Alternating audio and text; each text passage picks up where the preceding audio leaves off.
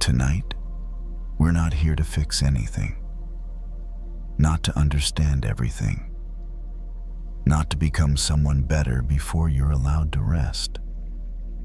This is a quiet space where we gently let go and return to inner peace through soft Zen stories inspired by the Buddha, shared slowly so your mind can soften and your body can rest. Maybe today asked a little too much from you. Too many thoughts, too many worries, too many small things you tried to hold together. And maybe, just for this moment, you're ready to set them down. Here, you don't need to improve yourself. You don't need to solve tomorrow. You are already enough simply by being here, breathing quietly. Just for a moment. Where are you listening from tonight? Wherever you are, I'm grateful you're here, sharing this quiet space. Let your breath slow as if it remembers the way home. Let your shoulders soften like they no longer need to carry the world. Tonight, we'll listen to a simple story. A story from ordinary life, carrying a small thread of Zen and Buddhist wisdom.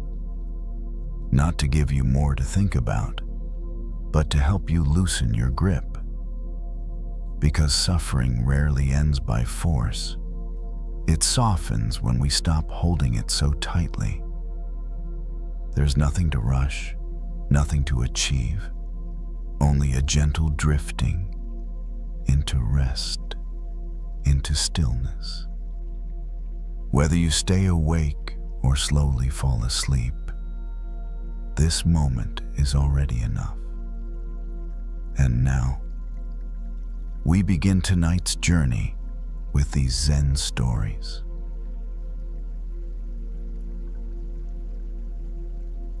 They sat on the edge of the couch, with a notebook resting on their knees, the room lit only by a small lamp near the wall. Outside, the evening had settled in quietly, without any announcement. It had been one of those days. Nothing terrible had happened. Nothing especially good either. But their mind felt crowded, like too many thoughts had been left open at the same time. They opened the notebook and stared at the blank page. Usually, when emotions showed up like this, they tried to push them away. Stay busy, scroll longer, distract harder. Tonight, none of that worked, so they stayed where they were. A thought rose first, sharp and impatient. I should be doing more. Then another followed close behind. I'm falling behind. Then a quieter one, harder to catch. Something is wrong with me. They recognized the pattern. Once one thought appeared, the others rushed in, each one pulling the next along with it like a small herd that refused to move in a straight line. They picked up the pen and wrote the first word that came to mind. Tired. They paused, surprised by how true it felt. Another feeling nudged forward, anxious. Then one more, lonely. The page began to fill slowly, not with explanations, but with names. They had learned something during their training about emotions, about the nervous system, about how feelings worked. But knowing didn't always make it easier to live with them. Tonight, though, a different image came to mind. A shepherd, not shouting, not chasing, just standing steady, watching the flock move, guiding it gently when it drifted too far. They looked at the list again. These weren't enemies. They were signals. Each emotion wanted something. Rest, reassurance, connection. None of them needed to be eliminated. They took a slow breath and placed a hand on their chest. For once, they didn't try to fix how they felt. They simply noticed it. The emotions shifted slightly, not disappearing but loosening their grip as if relieved to be seen. They wrote another word. Present. That one surprised them too. They leaned back against the couch, the notebook still open, and let their breathing find its own rhythm. Maybe leadership didn't mean control. Maybe it meant staying close enough not to abandon what was already here. The room felt calmer, even though the thoughts hadn't stopped completely. They were still there, but they weren't running the show. They closed the notebook and set it on the table, not because everything had been sorted out, but because that was enough for tonight. The lamp cast a soft circle of light across the room, leaving the rest in shadow. They noticed how different their body felt now. The tightness in their shoulders had eased. Their jaw wasn't clenched anymore. The emotions were still present, moving quietly in the background, but they no longer felt overwhelming. They had space to move without colliding. They thought again about the image of the shepherd. A shepherd didn't demand silence from the flock, didn't expect perfect order. The job wasn't to stop movement. It was to keep the group together and moving in the same general direction. They realized that leadership, when it came to their inner world, looked like this: staying awake, staying kind, setting gentle boundaries. When worry tried to run ahead, they noticed it and slowed their pace. When sadness lagged behind, they didn't leave it there. Nothing was pushed out. Nothing was shamed. They had spent years believing that emotional strength meant being unaffected, that calm meant the absence of feeling. Now they saw it differently. Calm was the ability to stay present while feelings moved through. They turned off the lamp and let the room grow darker. As they lay down, their thoughts drifted again, but without urgency. They didn't chase them. They didn't wrestle them. They trusted themselves to guide the night gently. Outside, the world continued as it always did. Inside, they rested in the quiet understanding that they were no longer being dragged by their emotions. They were walking with them. And that made all the difference.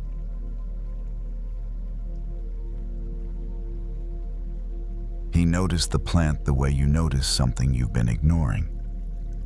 Not because it suddenly appeared, but because you finally looked. It sat near the window in a simple clay pot, leaves slightly drooped soil, looking dry and tired. Nothing dramatic. No dead stems, no falling leaves all over the floor. Just a quiet sign of neglect.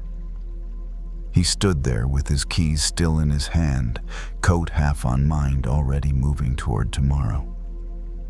He had a habit of taking care of what was urgent first, what was loud, what demanded attention, emails, deadlines, messages he felt he should answer right away. But the plant didn't ask. It waited. He set his keys down, walked into the kitchen, and filled a small glass with water. The tap ran for a second, then steadied into a clean stream. He carried the water back and poured slowly. The soil darkened almost immediately, soaking it in as if it had been holding its breath. A faint, earthy smell rose up, soft and familiar. He watched the water disappear into the dirt and felt something in him settle. It was such a small action, almost nothing. And yet it did something his mind had been struggling to do all day, bring him back to himself. He had been feeling stretched lately, not in a dramatic way. More like he was constantly one step behind his own life, always reacting, always managing. He took care of everyone else's needs first. At work, he solved problems. At home, he kept things running. Even when he rested with one eye open. And somewhere in that pace, his inner world had started to look like this plant. Still alive, still there, but quietly drying out. He touched one leaf gently with his fingertip. It wasn't crisp, it wasn't ruined. It just needed attention. He thought about how often he waited for a big moment to start healing. A vacation, a fresh week, a perfect morning. As if care only counted when it came in large doses. But gardening didn't work that way. Plants didn't need a grand gesture. They needed steady water, light, small acts done consistently. He looked around his apartment. It was clean enough, functional. But he realized how little he had asked himself lately, how am I doing? Not as a performance question, not as a checklist, as a real check-in. He sat down by the window with the plant in front of him, hands resting on his knees. Outside, traffic moved and the world kept going. Inside, he stayed still for a moment. He didn't feel suddenly peaceful. He just felt present, and that he realized was the first kind of watering. He stayed by the window longer than he planned to, watching how the light shifted across the floor as the afternoon moved on. The plant looked the same, maybe a little heavier, like it was settling back into itself. He knew it wouldn't change right away. That wasn't how plants worked. They responded slowly, quietly, in ways you only noticed if you paid attention over time. That felt familiar. He thought about how often he treated himself differently, expecting immediate improvement, quick relief, clear results. When those didn't show up, he assumed he was doing something wrong. But gardens weren't fixed in a day. They were tended. He reached into the soil gently and felt around the surface. There were small weeds there, nothing dramatic, just thin stems that had grown unnoticed among the roots. He pinched one and pulled it free. It came out easily. He smiled to himself at how simple that felt. Not everything that crowded a garden belonged there. Not every thought that took up space deserved to stay. He thought about the beliefs he had been carrying for years without questioning them. That rest had to be earned. That caring for himself was selfish. That he could tend to his own needs later once everything else was handled. Those were weeds. They had grown quietly, fed by repetition and habit, not truth. He didn't blame himself for them. He simply noticed them. And noticing, he realized, was already an act of care. He placed the plant back where it belonged and stood up, feeling lighter than before. Not healed, not finished, just slightly more aligned. That evening, he cooked a simple meal instead of skipping dinner. He turned off his phone earlier than usual. He went to bed without replaying the day in his head. None of it felt dramatic, but it felt right. As he lay there in the dark, he understood something gently. Taking care of himself wasn't a side project. It was the main work. not because it made him better than anyone else, but because it allowed him to live as himself without constantly running on empty. The plant by the window would need water again soon, and so would he. He closed his eyes knowing that tending to his inner garden wasn't something to finish. It was something to return to again and again.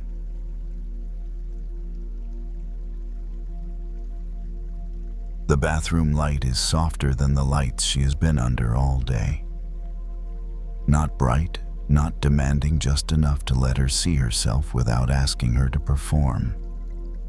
She turns on the faucet and lets the water run for a second longer than needed, listening to the steady sound as if it were something familiar she forgot she missed. When she leans forward and splashes her face, the water is cool, almost sharp, and it pulls her attention out of the long day that is still clinging to her shoulders. She looks up at the mirror without really looking yet. All day she has worn the same expression, the polite smile that shows calm and competence, the careful eyes that say, "I'm listening. I've got this." The steady voice that doesn't rush and doesn't shake. It's a face she learned over time, not all at once, piece by piece. At first it was just part of the job. Then it became part of how people recognized her. Then slowly it started to feel like who she was supposed to be. In the mirror, she reaches for the towel and presses it gently against her skin. Not scrubbing, not rushing, just holding it there as if her face needs a moment to catch up with her body. The towel smells faintly like clean cotton and something floral she chose months ago without thinking too much about it. When she lowers the towel, her face looks different. Not dramatic, just quieter. There are faint lines near her eyes that weren't there when she was younger, and a tired softness around her mouth that no amount of sleep seems to fully erase. But there is also something else. Something harder to name, something that feels closer to the beginning of things. She tilts her head slightly, studying her reflection, the way you might study a place you once lived in, trying to remember how it felt before life filled it with furniture. She thinks about all the labels she carries without noticing most days. Reliable, responsible, good with people, strong under pressure. None of them are wrong. But none of them are the whole story either. Somewhere along the way, she started wearing those words the way you wear a uniform. At first it helped. It gave her shape and purpose. It told others how to treat her and told her how to move through the world. But uniforms are heavy when you forget you can take them off.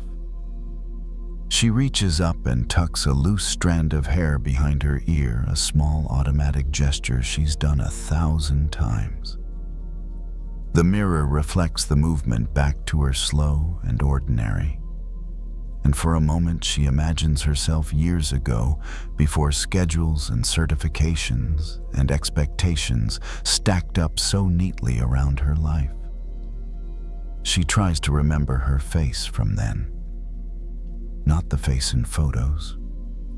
Not the face other people remember. The face she had when no one was watching her closely. When no one needed anything from her. When she wasn't being evaluated, thanked, or depended on. The memory doesn't come clearly. It arrives in pieces. A laugh that was louder and less controlled. Eyes that wandered instead of focusing. A softness that didn't need to be justified. She notices how strange it feels to even ask the question, who was I before the world decided who I should be? The mirror doesn't answer, but it doesn't push back either. She turns off the faucet and the sudden quiet feels bigger than expected. Without the sound of running water, the room feels still, almost like it's waiting. The hum of the house at night settles in, distant and low, and she becomes aware of her breathing again. Inhale, exhale. She doesn't try to change it. For years she thought healing meant adding things, more confidence, more skills, more proof that she was enough. But standing here barefaced and tired, she feels a different truth brushing up against her awareness. Maybe it isn't about adding at all. Maybe it's about noticing what was placed on her gently at first, then layered again and again until she forgot where her own edges were. Expectations can be quiet like that. They don't shout. They settle. She leans her palms against the counter and lets her shoulders drop just a little, not collapsing, just loosening. The mirror shows the change immediately, as if her body has been waiting for permission to stop holding itself up so carefully.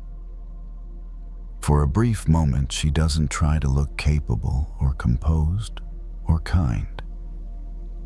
She just looks. And in that simple act, something soft begins to stir. Not a solution, not an answer, but a sense that beneath all the names she has been called, all the roles she has played well, there is still a face that belongs only to her. A face that was never meant to be earned. She stays there longer than she planned to. Not because she is searching for something dramatic, but because for once, nothing is asking her to hurry. The mirror doesn't demand answers. The room doesn't expect performance. Even her own thoughts feel less insistent, as if they've agreed to sit quietly in the background. She straightens up slowly and reaches for the small container on the counter, the one she opens and closes every night without thinking. Tonight she pauses before using it. Her hands rest on the lid, fingers relaxed, not gripping. It occurs to her how often she moves through life on autopilot, guided by invisible checklists that live somewhere between her mind and her muscles. Do this. Be that. Don't forget. Don't slip. These habits didn't come from nowhere. They grew from praise, from responsibility, from wanting to be useful and needed. None of that was wrong. But over time, the habits stopped feeling like choices and started feeling like rules. She looks at her reflection again this time, not as a problem to solve, but as a presence to keep company with. Her eyes don't look heroic or broken. They look human. And something about that feels grounding.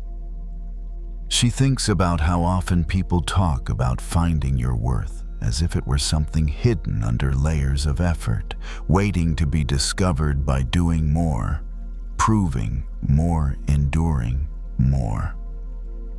But standing here, she feels something simpler and quieter settling in. Worth was never missing.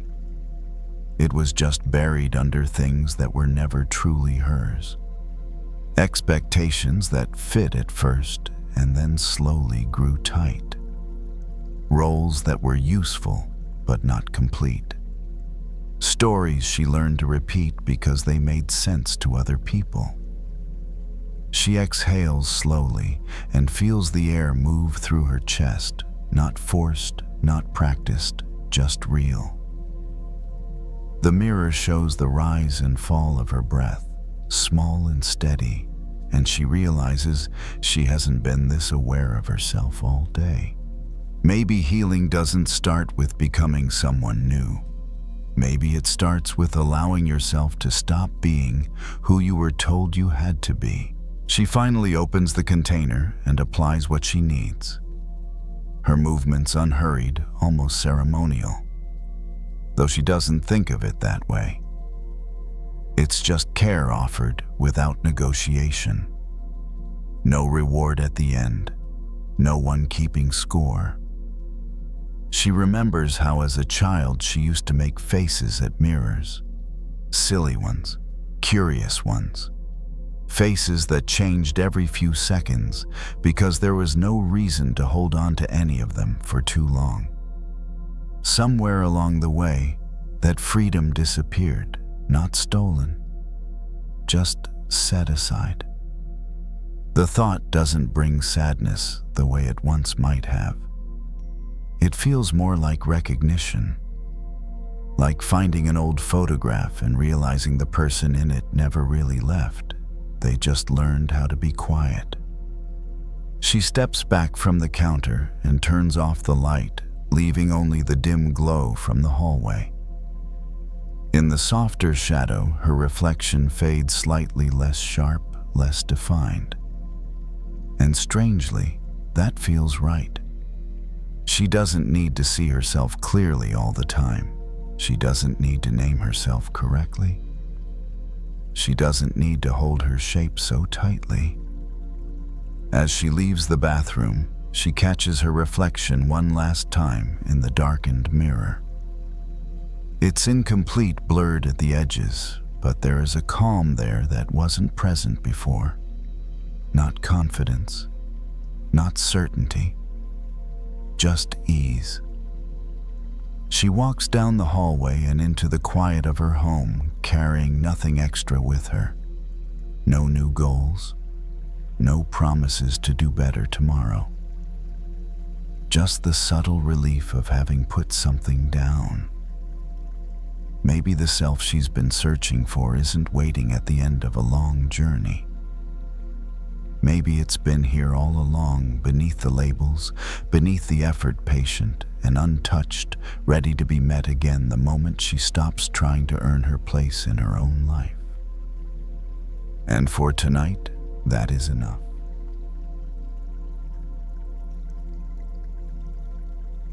Up here, the city sounds different. Not gone, just softened, as if someone turned the volume knob down and left only what was necessary. The wind moves steadily across the rooftop, brushing past the edges of the building and slipping through the small gaps near the door, carrying with it a faint hum that feels older than traffic, older than schedules. He steps closer to the railing and rests his forearms on the cool metal, letting his weight lean forward just enough to feel supported, not strained. Below him, the city stretches outward in scattered lights, windows glowing softly, streets drawing thin lines of movement that look calmer from this distance. From up here, everything feels slower. He checks his radio out of habit, even though nothing has come through for a while. Just static and the occasional clipped voice from somewhere else in the building, reminding him that he's still on duty, still responsible. He lowers the volume again and lets the quiet return. People think being alone like this must feel heavy. And sometimes it does. There are nights when the silence presses in, when the height makes him feel smaller instead of free. When the distance between him and everyone else feels wider than the streets below. But tonight, the quiet doesn't demand anything from him. It just exists. He shifts his stance, boots planted firmly, and looks up. The clouds sit low in the sky, drifting slowly, pale and thick, brushing against the tops of taller buildings, as if they belong there. For a moment, it feels like he's standing right at their edge, not above the city, but alongside the sky itself. He didn't plan to end up here watching over empty hallways and locked doors at night. It started as something temporary. A job to pay bills, a role that didn't follow him home in the same way others might. Over time, it became familiar, predictable, quiet enough to think. And thinking, he has learned, can be both a gift and a burden. During the day, the world is full of noise and motion. People bump into each other, talk over one another, measure themselves against what they see. At night, up on the roof, there's no one to impress, no one to explain himself to. Still, the feeling of being separate lingers.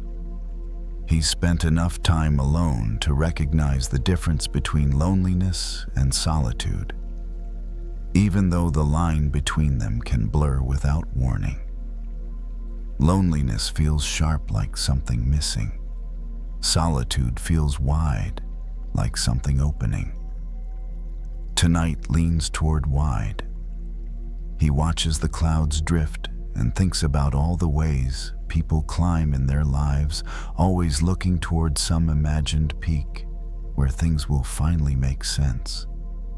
Better job, better version of themselves, a place where doubt no longer reaches. He's been there too, chasing that idea, believing that worth was something earned by reaching higher, standing out, proving endurance. But standing here now, he realizes something quieter. Reaching the top doesn't always look like standing above others. Sometimes it looks like standing alone without falling apart. The wind picks up slightly, tugging at his jacket, and he pulls it closer. Not because he's cold, but because the movement reminds him that he's still here, still in his body, still breathing in this moment that doesn't need to be shared. He thinks about how often he's judged himself for choosing a path that feels small to others, a job people don't ask many questions about, a life that doesn't come with impressive stories or visible milestones. For a long time, that bothered him. He felt like he was missing something important, like he should be striving harder, climbing faster, reaching for something more obvious. But lately, that pressure has started to loosen just a little, like a knot slowly giving way. Up here, there's no applause, no recognition, no one watching to decide whether he matters. And yet, there is steadiness. He taps the railing lightly with his fingers, feeling the vibration travel through the metal and into his hands. The building beneath him feels solid, grounded, doing exactly what it was built to do. He wonders when he stopped trusting himself to be the same.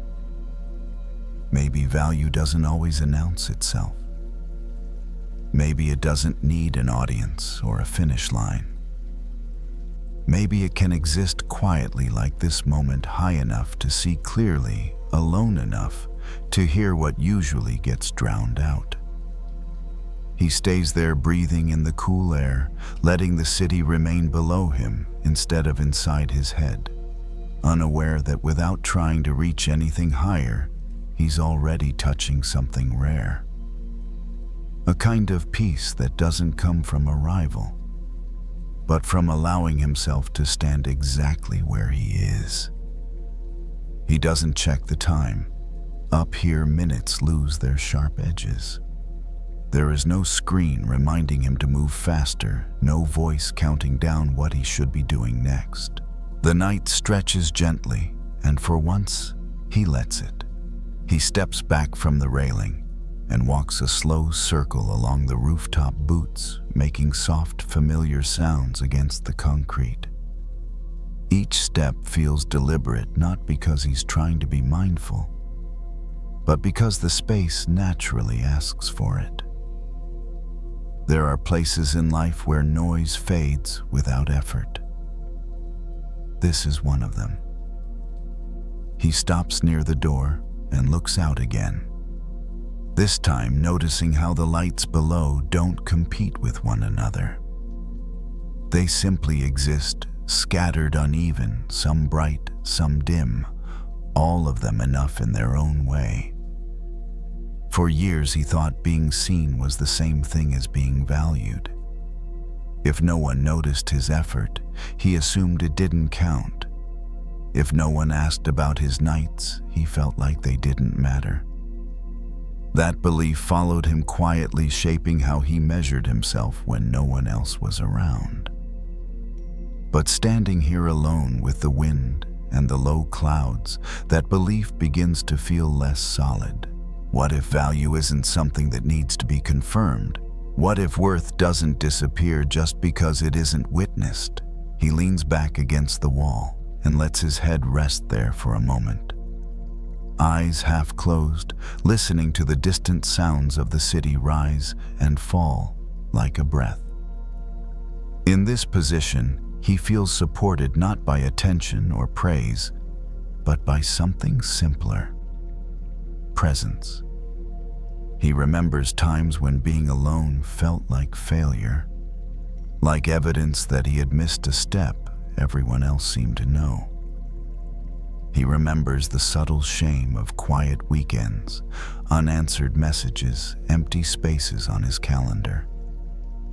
Those memories still exist, but they don't carry the same weight now. Up here, solitude doesn't ask him to explain himself. It doesn't judge his pace or compare his path to anyone else's. It allows him to exist without needing to become something more impressive. The clouds shift again, slowly breaking apart, revealing small patches of clear sky. He watches them without expectation, without trying to read meaning into their movement. Things change on their own, he thinks. Not because we force them to, but because that's what they do. He adjusts his jacket and notices how his body feels less tense than it did earlier in the night. His shoulders have dropped. His jaw isn't clenched. The constant low-level effort of holding himself together has eased, even if just a little. He realizes how rarely he gives himself permission to rest in who he already is. So much of life has been about becoming better, becoming stronger, becoming someone worth choosing. But here on this quiet summit, there is no one to become. There is only standing. And in that standing, he feels something anchor into place. Not pride, not accomplishment, just a steady sense of being enough without needing to rise any higher. He opens his eyes fully and takes one last look at the city below. It hasn't changed. The lights still flicker. The streets still move. Life continues without noticing his pause. And somehow, that's comforting. He turns toward the door, ready to return to the quiet corridors and the rest of his shift, carrying nothing extra with him. No conclusions. No promises to reinvent his life. Just the understanding that being alone doesn't mean being lacking. Sometimes it simply means you've reached a place high enough and quiet enough to remember that your worth doesn't depend on how many people are standing beside you. And that too is a kind of summit.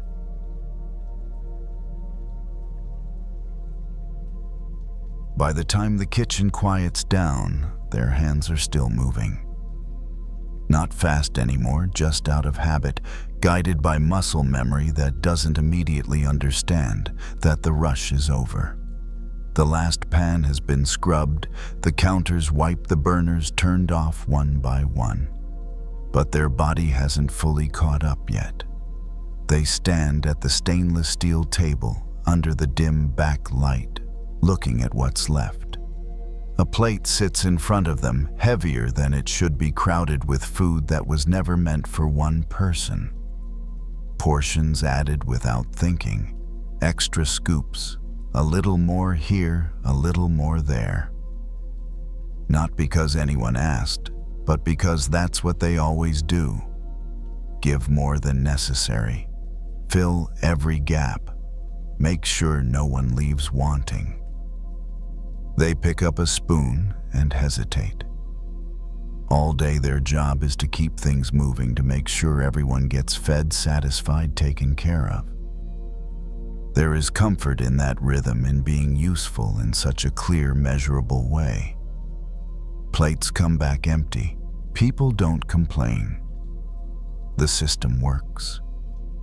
But at the end of the night, when the noise drains out of the room and only the low hum of the fridge remains, something else becomes visible.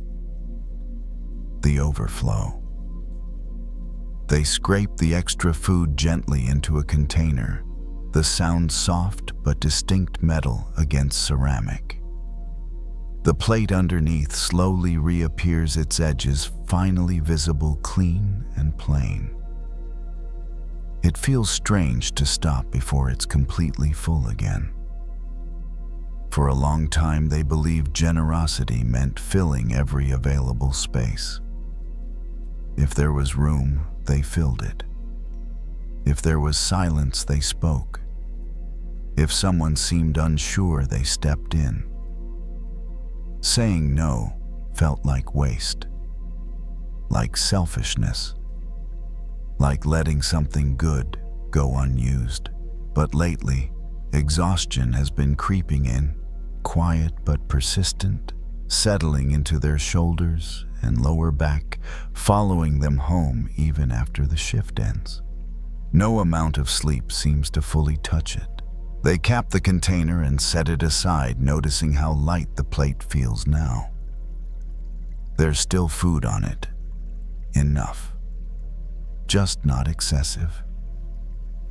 They sit down on a stool nearby and look at it for a moment longer than necessary, as if waiting for a feeling of guilt to arrive.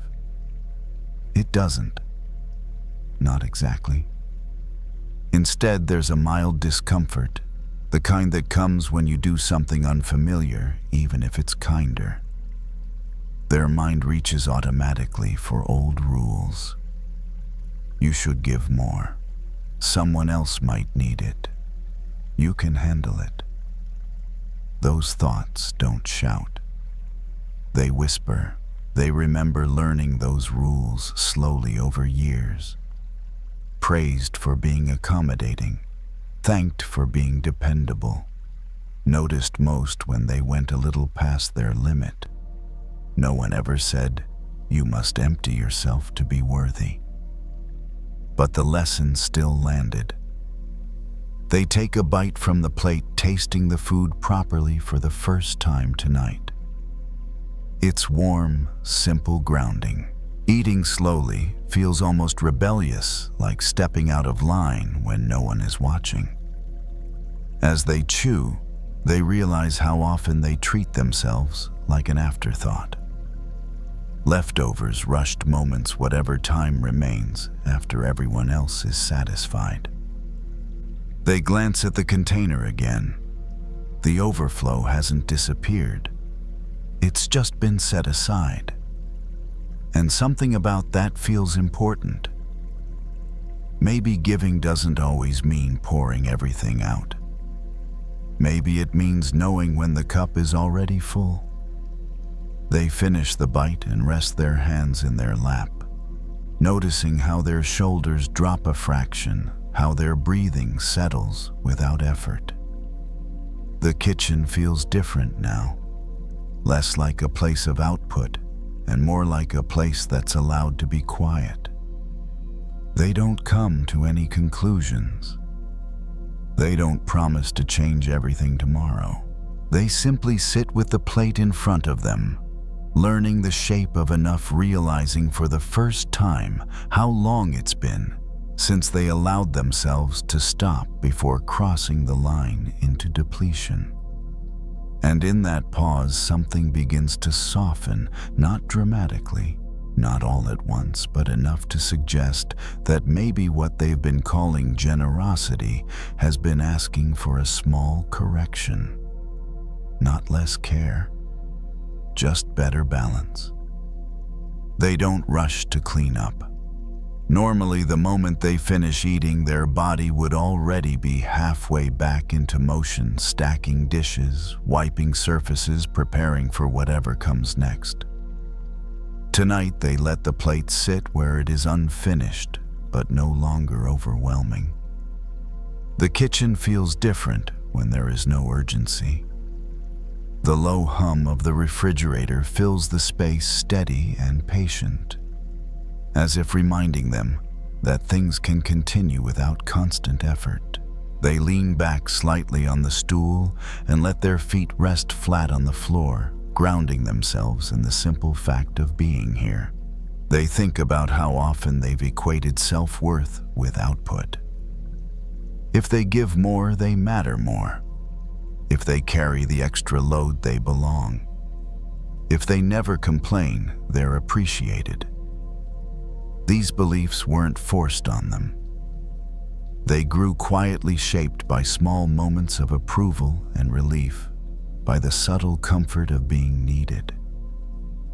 Over time, giving stopped feeling like a choice and started feeling like an obligation.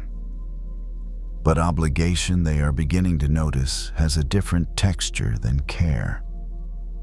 Care feels warm, intentional, alive. Obligation feels tight, mechanical, draining. They look at the plate again, at the clear boundary where the food ends and the ceramic begins. That boundary feels symbolic in a way they wouldn't have expected. It's not a rejection. It's a definition. Enough has edges. For so long, they believed that boundaries made things smaller, that limits reduced what was possible.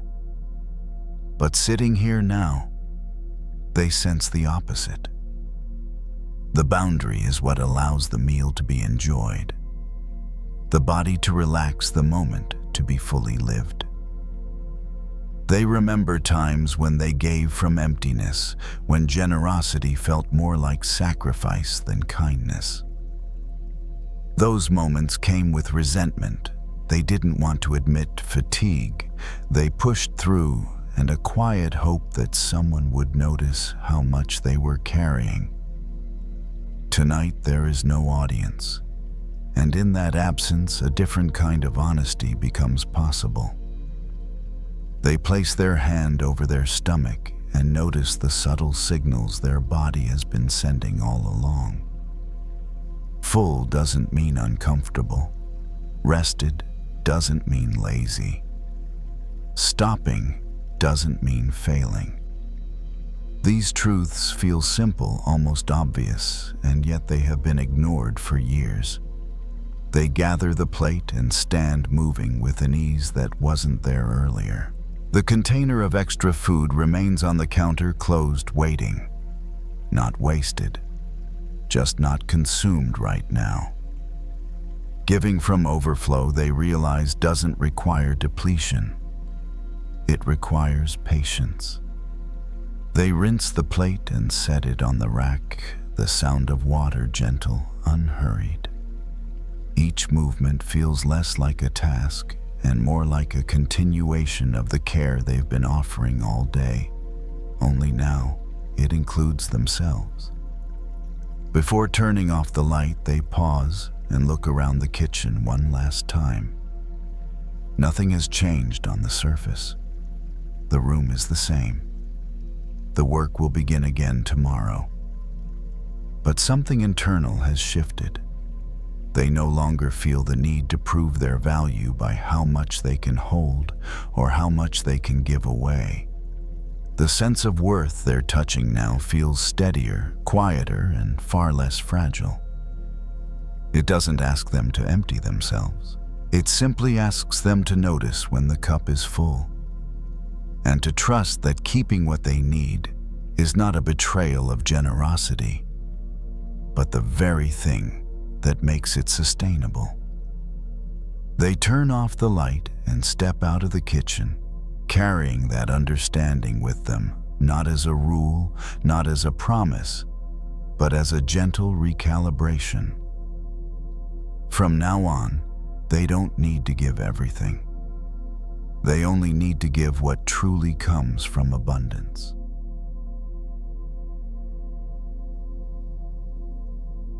The library sounds different after closing. Not silent exactly, but softened, as if every noise has learned to lower its voice out of respect. The air system hums gently overhead, steady and even, and somewhere in the distance, a cartwheel clicks once, then settles. She sits at one of the long wooden tables near the back, the kind meant for quiet reading, not conversation. A small desk lamp casts a warm circle of light over the open book in front of her, leaving the rest of the room in shadow. She turns a page slowly. The paper makes a soft, dry sound, barely noticeable, but it feels grounding. All day people move through the library carrying questions, needs, and stories that don't belong to her, but somehow linger anyway. She helps them find what they're looking for, smiles politely, listens carefully. By the time the doors lock for the night, she feels full in a way that isn't nourishing.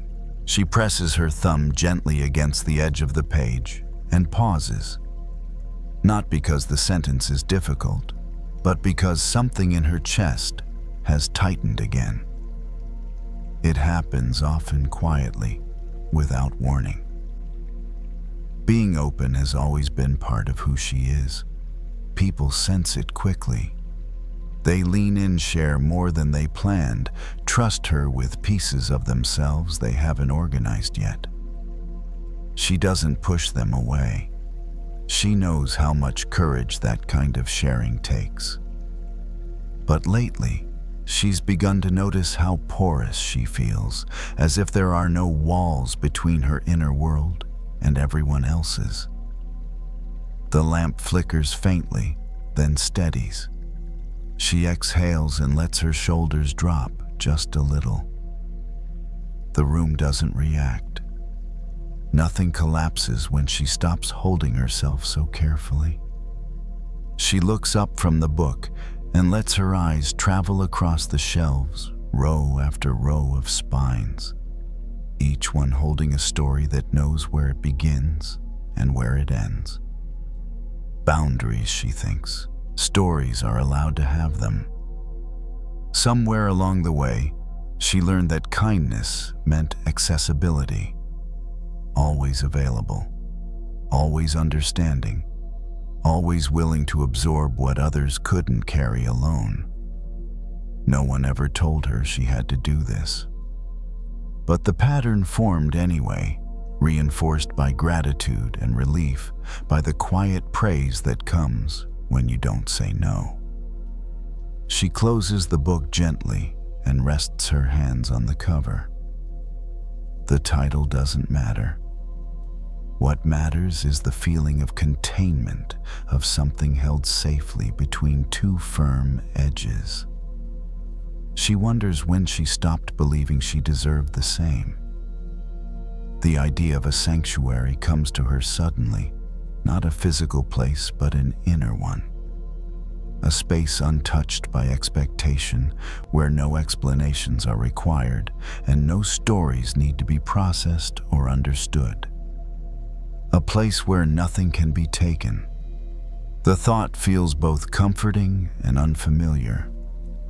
She has always been good at creating safe spaces for others. Reading corners, quiet tables, gentle rules that protect silence without announcing themselves. But for herself, she has relied on endurance. She pushes her chair back slightly and stands, stretching her arms overhead in a slow, careful motion. The movement releases a subtle ache she didn't realize she was carrying. Her body responds immediately, grateful for the attention. As she lowers her arms, she imagines drawing a line not around her body, but within it. A boundary that doesn't harden her, doesn't make her distant, just defines where she ends and others begin. The idea doesn't feel selfish. It feels sane. She walks between the shelves, fingertips brushing lightly along the spines as she passes. Each book stays where it belongs. None of them spill into the next. None of them apologize for taking up space. She stops near the window and looks out at the dark street beyond the glass. The world continues on its own rhythm, indifferent to whether she is open or closed, giving or resting. For the first time all day, she feels a quiet permission settle in. Not to withdraw from life, not to become unreachable, but to protect something small and essential inside herself. A place no one else enters. Not because it's hidden, but because it's sacred. She turns away from the window and walks back toward the table. Her steps slow, unhurried, as if the library itself has adjusted to match her pace. The chair makes a soft sound as she pulls it out again, familiar and grounding. And she sits without opening the book this time. Instead, she rests her hands on the table and notices their warmth.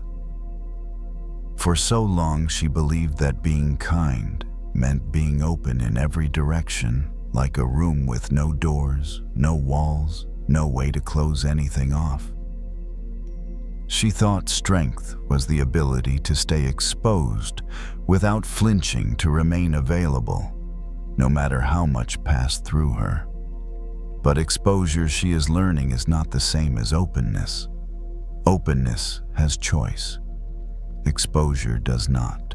The distinction feels subtle but important, like the difference between offering a seat and giving away the whole room. She leans back slightly and lets her gaze soften, no longer focused on any one thing. The quiet wraps around her, not as emptiness, but as presence. The library has always been a place where voices lower themselves naturally, where urgency dissolves into something more patient. She wonders why she hasn't allowed herself to internalize that same rule. Inside her, there has always been a space she never named, a place she rarely visited because she didn't think she was allowed to linger there. It's the part of her that doesn't explain, doesn't justify, doesn't make sense of pain for anyone else's comfort. A place that doesn't answer questions. Tonight, she lets herself imagine stepping into it. There are no shelves there, no words waiting to be arranged. Just a stillness that doesn't feel empty, but intact. Nothing is broken. Nothing needs to be fixed. She feels her breath slow without effort. Protecting this space, she realizes, doesn't mean closing her heart. It means refusing to let every feeling become public property. It means understanding that some things are meant to be held, not shared, not processed aloud, not softened for others. She has spent years translating herself into something digestible. Tonight she stops. The decision doesn't arrive as a declaration. It's quieter than that. More like a gentle internal shift, a subtle repositioning of weight. She doesn't vow to change how she shows up in the world tomorrow. She doesn't rehearse boundaries or imagine difficult conversations. She simply recognizes that there is a part of her that does not need permission to exist. That part is already whole. She stands and turns off the desk lamp, letting the room settle into deeper shadow. The darkness doesn't feel threatening. It feels protective, like a cover drawn gently over something precious. As she walks toward the exit, she notices how her body feels lighter. Not because anything has been resolved, but because something has been released.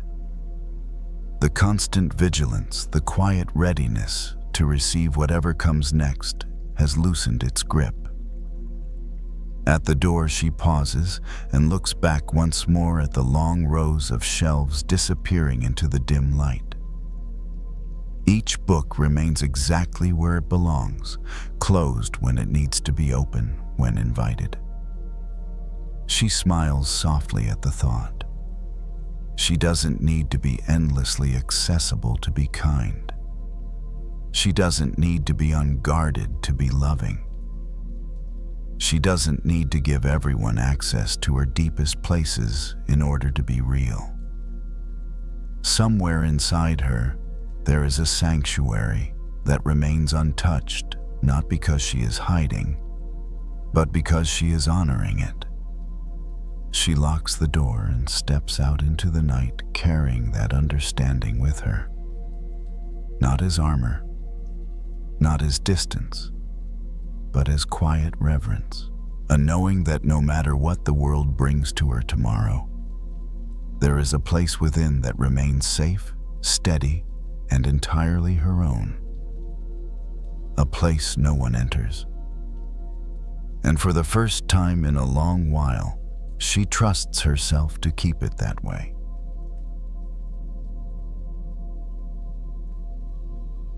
In the greenhouse, the morning has its own kind of quiet. It isn't the quiet of a room with nothing in it. It's the quiet of living things that don't speak but are still doing their work. The air is warm and damp, and the plastic panels above hold soft beads of condensation that catch the early light like small, steady stars. He walks down the narrow aisle with a hose in one hand, careful not to drag it too hard across the floor. The water inside moves with a gentle weight, and when he turns the nozzle, a fine spray comes out with a soft hiss, like a calm exhale. He waters the seedlings one tray at a time. The tiny plants don't look like much yet. Just thin stems, small leaves, the kind of green that seems almost too fragile to last. If someone who didn't know anything walked in, they might shrug and assume nothing important is happening. But he knows better. He has spent enough mornings in this place to understand how life builds itself quietly, not in sudden jumps, not in dramatic transformations, but in tiny, almost invisible shifts that only add up if you keep showing up. He moves slowly, watching the soil darken as it drinks. The smell is earthy and clean, like the inside of a garden after rain. The sound of water landing is soft but constant, a rhythm he has come to rely on more than he expected. Sometimes he thinks he likes the plants because they don't rush him. They don't ask him who he is.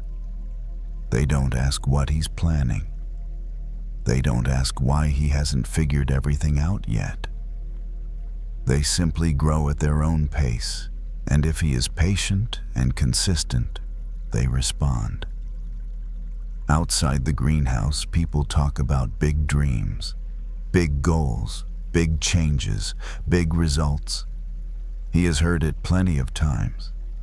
In passing conversations, in loud advice, in the way the world seems to favor anything that looks impressive on the surface. The message is always the same. If you want something, you need to push harder, move faster, prove you deserve it. He used to believe that. He used to believe that if he wasn't becoming something huge, then he was wasting his time. If he couldn't point to a major achievement, then his life was too small to matter. That belief sat in him like a weight for years. Even now, it hasn't disappeared completely. It still shows up on certain mornings when he looks at the trays of seedlings and feels a strange impatience rise in his chest, like a voice saying, "This is it. This is all you've got." He knows that voice. It's the same voice that makes him compare his life to other people's highlight reels. the same voice that turns other people's success into evidence of his failure. The same voice that calls slow progress stuck. He tightens his grip on the hose for a moment, then loosens it again, reminding himself to keep the spray gentle. Too much water at once doesn't help. It floods. It harms. The seedlings don't respond well to force. He thinks about how true that is for people too, even though it's something he forgets often. You can't pressure yourself into blooming. You can't punish yourself into becoming whole. The plants are teaching him that slowly, without words. He finishes one row and steps back, letting the water settle into the soil. The droplets on the leaves hold their shape for a second before sliding down, disappearing into the base where they're needed. He looks at the smallest seedling in the tray, the one that always seems behind the others. It stands there quiet, not apologizing for being small. And for a moment, he imagines what it might be dreaming if a seedling could dream. Not a small dream, a full dream. A dream of being a tree that spreads wide, with roots deep enough to hold steady through storms, with branches that reach out without fear, with shade that comforts anyone who stands beneath it. The thought makes something in him soften, because he knows that feeling. He has carried a dream like that too. Not necessarily to be famous or admired, but to be solid. To be someone who doesn't break easily. To feel like he belongs in his own life. To wake up without that constant sense of falling behind. Sometimes he wonders if that dream is too big for him. Sometimes he thinks he should shrink it to match what his life looks like right now.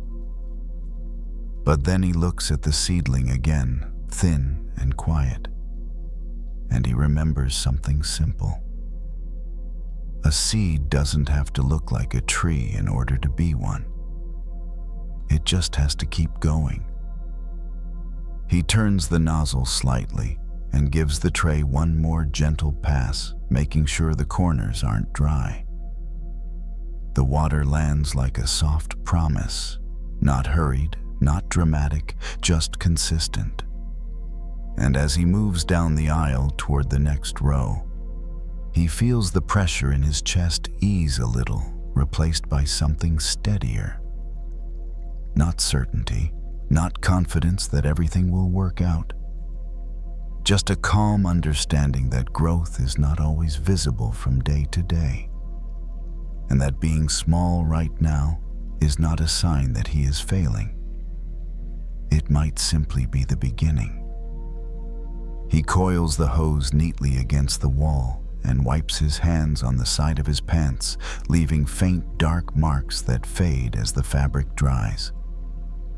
The work isn't finished, but this part of it is, and that feels enough for now. The greenhouse holds its warmth as he moves through it, the air wrapping around him in a way that feels protective rather than heavy. The seedlings stand quietly in their trays, unchanged to the eye, yet already different from how they were a few minutes ago. Growth doesn't announce itself. It doesn't ask to be witnessed.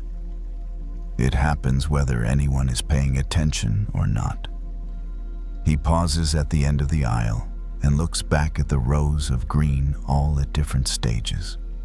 None of them ahead or behind in any meaningful way. They are simply responding to the conditions they've been given, doing the only work they know how to do. He thinks about how often he's tried to rush his own becoming, how he's compared his middle to someone else's outcome, how he's measured his worth against timelines that were never his, how he's mistaken impatience for motivation. Those habits didn't come from nowhere. They came from fear. from the belief that if he didn't grow fast enough, he would be left behind, overlooked, forgotten. But the plants don't grow out of fear. They grow out of alignment.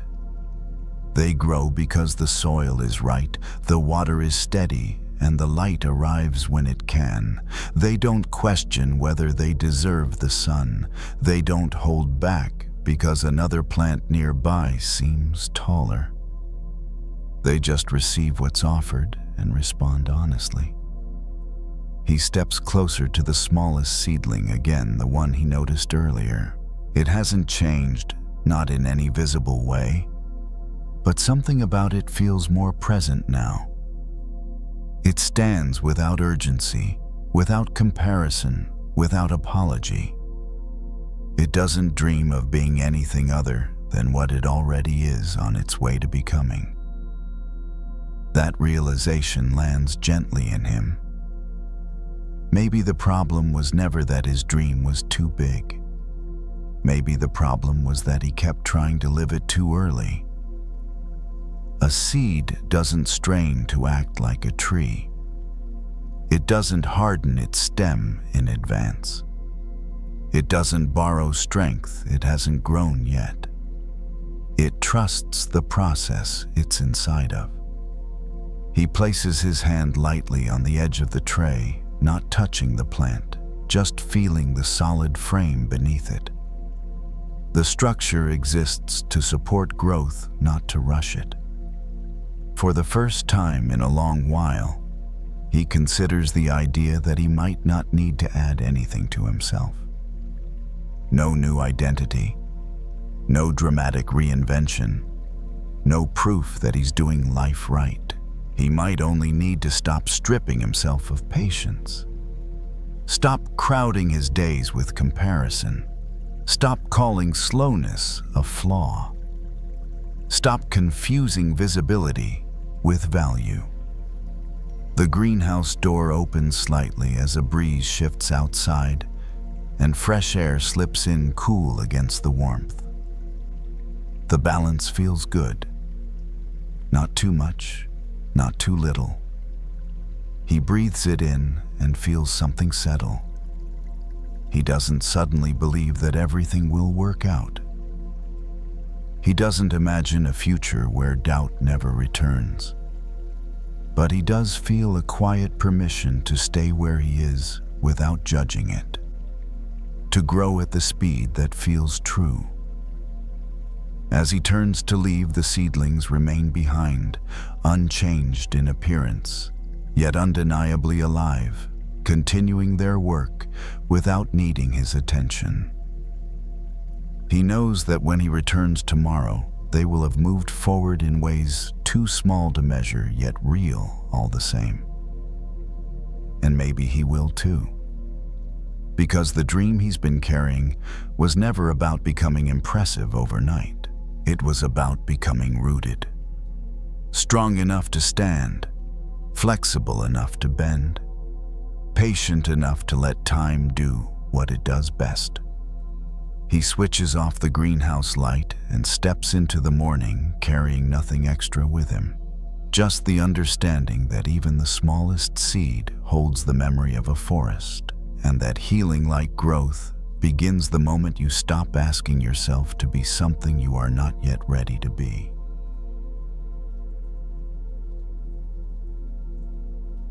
The shop is quiet in a way it never is during the day. The buzzing machines are off, the chairs are empty, and the air smells faintly of ink and disinfectant. The only light comes from a small lamp over the counter, casting long shadows across bottles lined up in careful rows. They stand in front of the mixing station, sleeves rolled up, studying the colors laid out in front of them. Black, white. A few bass tones that look simple on their own. During the day, people come in knowing exactly what they want or thinking they do. They bring photos, ideas, references pulled from somewhere else. Their voices are confident when they talk about their skin, their stories, their permanence. At night, after the doors are locked, the shop belongs to process. They open one bottle and squeeze a small amount into a clean cup. The ink makes a soft sound as it lands thick and slow. Another color follows, then another, each added carefully, deliberately. This part of the work doesn't allow rushing. They've learned that the hard way. Early on, they believed that skill meant precision alone. Follow the formula. Copy what works. Don't deviate. But ink has a way of teaching humility. What looks right on paper can look wrong on skin. What works for one person can fail completely on another. And what feels safe can be lifeless. They stir the mixture slowly, watching the colors fold into one another, changing with every small movement. The shade deepens, then softens, then shifts again, refusing to settle too quickly. Life, they think, does something similar. It hands you pieces without explanation. A childhood that left marks. A talent you didn't ask for. A job you fell into instead of choosing. For a long time, they tried to follow other people's palettes, hoping that if they copied the right combination, their life would finally look the way it was supposed to. But something always felt off, like the colors never quite belonged together. They tapped the stirring stick lightly against the cup, letting the excess drip back in. The sound is small but satisfying, controlled. They hold the cup up to the light and squint, evaluating. Not ready yet. They add a drop of white, then pause, considering. Too much light can wash things out. Too little can make everything feel heavy. Balance matters, but balance isn't a fixed point. It's a relationship. They stir again, slower this time. They think about how often they've been told to be yourself, as if that were a single stable thing, as if identity came pre-mixed, waiting to be poured. But nothing they've lived supports that idea.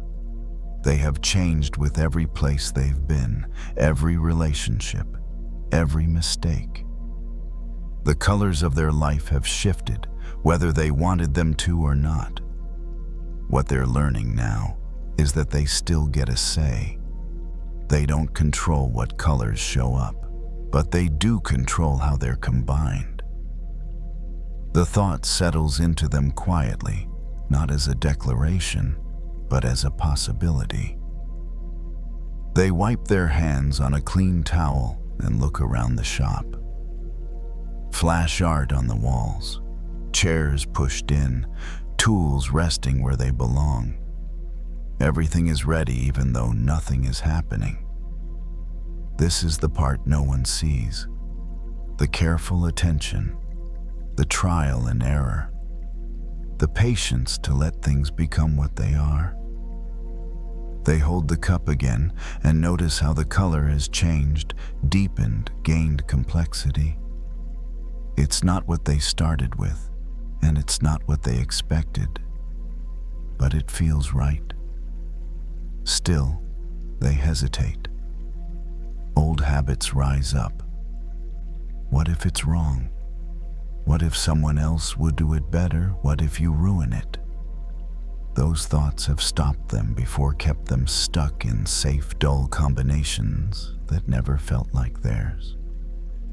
They take a breath and keep stirring. The color responds, shifting once more, as if meeting them halfway. And in that small, ordinary moment, something clicks. Maybe their life doesn't need to match anyone else's picture. Maybe it just needs to be honest. They set the cup down on the counter and step back, giving the color a moment to settle. Ink, like people, needs time to reveal what it truly is. What looks finished too soon often changes once it rests. The shop hums softly around them, not with noise, but with readiness. Everything here has a purpose, even in stillness. They lean their weight against the counter and let their arms relax, noticing how their body feels less tense than it did earlier. For a long time, they believed their life should come together cleanly. A clear plan, a recognizable path, a version of themselves that made sense from the outside. When that didn't happen, they assumed something was wrong with them. They tried to correct it by choosing safer options, quieter colors combinations that didn't draw too much attention, but safety. They are learning can slowly drain meaning from things. They pick up the cup again and tilt it slightly, watching the ink move along the edge. It's richer now, more layered, holding depth that wasn't there before. The color couldn't have existed without every part that went into it, even the ones they once wished away. They think about the parts of themselves they tried to edit out. The sensitivity that felt inconvenient. The curiosity that didn't fit a clear role.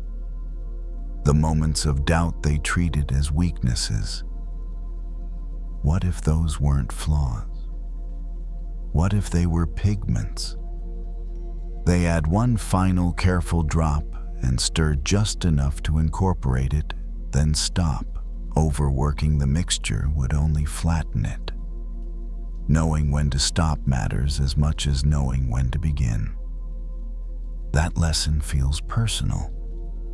So much of their exhaustion has come from overcorrecting, from trying to fix things that were never broken, from chasing an imagined right way to live. They thought healing meant erasing inconsistencies. But maybe healing is learning how to let them coexist. They pour a small amount of ink into a test cap and hold it under the light. The color holds. It doesn't fight itself. It looks intentional even though it was shaped by trial and error. They feel a quiet satisfaction settle in, not the rush of approval, but the steadier feeling of alignment. This color won't be for everyone, and that's okay. Not every shade is meant to be universal. Some are meant to belong to specific skins, specific stories, specific moments. Trying to please everyone only muddies the result. They clean the mixing tools slowly, rinsing them under warm water, watching the ink swirl away and disappear.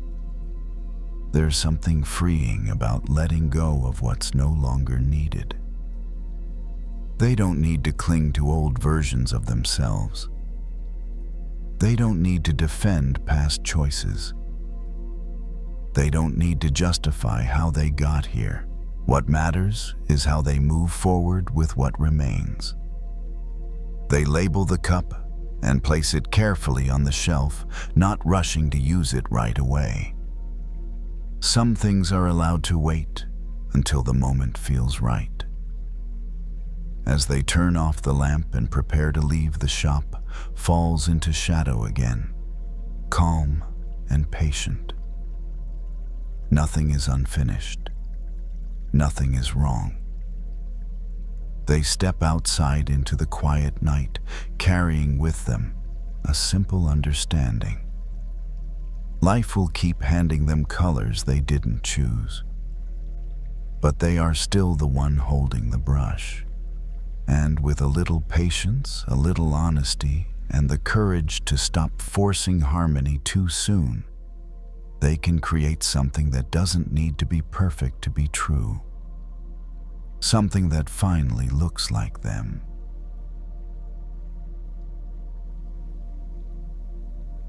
The break room is quieter than the rest of the floor, but it's never truly still.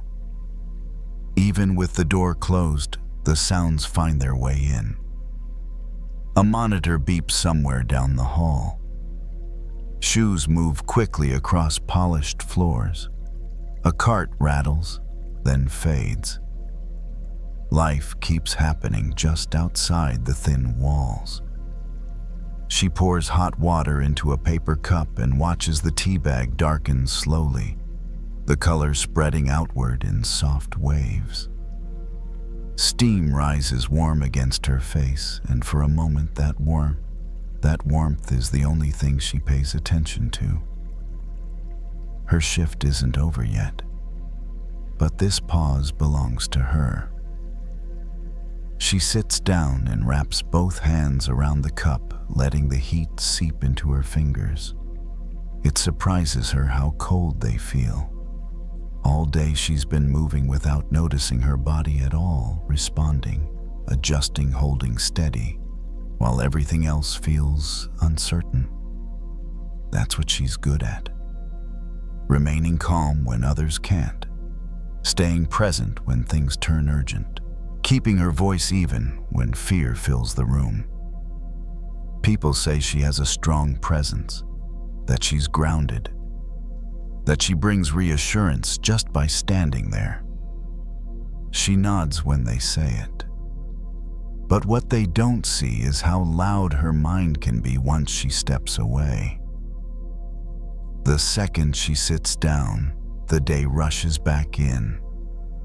Images, decisions, words she wonders if she chose correctly, faces she hopes she'll forget before they follow her home. She takes a slow sip of the tea and feels it travel down, warm and steady. She doesn't rush the next breath. She lets it arrive on its own. Inhale, exhale. She doesn't try to calm herself. She's learned that forcing calm usually does the opposite. Instead, she notices the weight of her shoulders, the tension behind her eyes, the subtle ache in her lower back. These sensations don't scare her. They feel familiar, like old companions she doesn't need to entertain, but doesn't need to fight either. Over the years, she's learned how to separate herself just enough to keep going. Not dissociating, not shutting down, just observing. It started as a survival skill. When things got intense, she would step slightly back inside herself, creating a small pocket of space where she could breathe and think clearly. At first it felt like distance. Now it feels more like clarity. She watches her thoughts move the same way she watches the steam rise from the cup. They appear, shift shape, and disappear without asking for permission. Some of them carry weight. Others pass quickly. She doesn't chase any of them. For a moment, she notices something surprising. There is a part of her that is not overwhelmed. Even now, even here. It's quiet, still, unmoved by the urgency around it. This part isn't trying to fix anything. It isn't offering comfort or solutions. It's simply watching, steady and intact, like the center of a spinning wheel. She's felt it before in brief flashes, in the early morning before the day begins, late at night when the world finally softens, in moments when everything slows without warning. She never paid much attention to it. There was always too much to do. But sitting here now, she realizes that this observing presence has never left her. It's been here through every difficult shift, every hard conversation, every moment she thought she might not be able to keep going. It hasn't been loud. It hasn't demanded recognition. It has simply been. She sets the cup down and rests her hands on the table, palms flat, grounding herself in the solid surface. The room feels slightly larger now, not because anything has changed, but because she's no longer packed so tightly inside her thoughts. Outside, a voice calls out. Another beep follows. Her break will end soon. But before she stands, she stays with that quiet center. A moment longer, curious about it, respectful of it, beginning to understand that no matter how chaotic things become, there is a place within her that remains untouched. A place that watches and waits. She checks the time on the wall clock, not because she's rushing, but because the habit is familiar. There are still a few minutes left, and she lets them stretch instead of filling them with thought. The observing presence stays. It doesn't comment on how she's doing. It doesn't rank the day as good or bad. It doesn't demand improvement. It simply notices. She realizes how rare that is. Most of her life has been lived under evaluation, either from others or from herself. Even rest has often come with conditions. Rest so you can work better later. Pause so you don't fall behind. Nothing is ever just allowed to be. But this quiet watcher inside her isn't interested in outcomes. It watches her breath rise and fall. It watches the tension soften in her hands. It watches the thoughts slow down on their own. She doesn't feel separate from the chaos of the world. She still hears the monitors, the footsteps, the voices beyond the door. But the chaos no longer defines her entire experience. It's happening around her, not inside her. That distinction feels important. For years, she believed that being strong meant absorbing everything. Without breaking that resilience meant holding it all inside and carrying it home quietly. But maybe real strength is knowing where to place things. Not every sound belongs in her chest. Not every emotion needs to be carried forward. Not every moment needs to leave a mark. The watcher understands that. It doesn't push feelings away. It lets them pass through the way weather passes across the sky without damaging the sky itself. Storms come. Storms go. The space remains. She takes one last sip of tea and notices that it is cooled. Even warmth is temporary, she thinks, and that feels oddly reassuring. Nothing needs to be held forever. She stands slowly, stretching her legs, feeling the floor beneath her shoes. The observer moves with her unchanged by the shift, steady and calm. As she opens the break room door, the noise grows louder, sharper. The day rushes back in demanding attention. But something inside her stays anchored. She doesn't need to retreat inward or harden herself. She doesn't need to shut anything down. She simply carries the awareness with her. Throughout the rest of her shift, moments come and go. Urgency rises, decisions are made, voices overlap. And beneath it all, the watcher remains. Not distant, not cold, just present. She begins to understand that healing doesn't always mean feeling better. Sometimes it means knowing that no matter what she feels, there is a part of her that is not shaken by it. A part that does not get swept away. When her shift finally ends and she steps outside into the night air, she pauses for just a second, letting the coolness touch her face. She notices the contrast, the quiet after noise, the stillness after motion. The watcher notices too.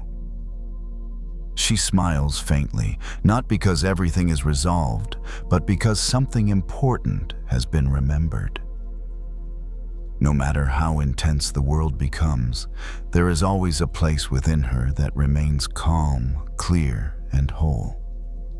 A place that watches.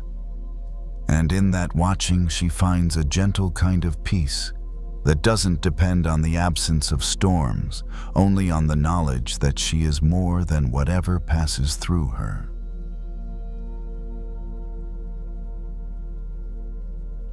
The engine clicks softly as it cools one small sound at a time, like the car is slowly letting go of the work it's done tonight. He sits in the driver's seat a moment longer than necessary. Hands resting on the steering wheel, eyes on the dark windshield where the city lights blur into loose shapes. The ride is over. The app is closed. For now, nothing is asking him to move. The parking lot is almost empty. A few cars sit far apart, their metal catching bits of orange light from the street lamps. Somewhere in the distance, a door closes. Then quiet settles back in. He exhales and leans his head against the seat. All day, numbers have been floating through his mind. Ratings, percentages, tips calculated and recalculated in quick glances. 5 stars feels good. 4 stars feels confusing. Anything lower lands heavy, even when he knows it shouldn't. He tells himself not to take it personally. He tells himself people are unpredictable. He tells himself tomorrow will be different. Still, the numbers stick. He reaches up and pulls the seatbelt free, letting it slide back with a familiar snap. The sound echoes slightly in the empty space, sharper than he expects. He rubs his hands together once, slow and deliberate, as if warming them, even though the car is still comfortable. It's strange how something so small can shake you. A comment left without context. A silence where gratitude might have been. A low rating with no explanation. None of it says anything concrete about who he is. And yet his body reacts as if it does.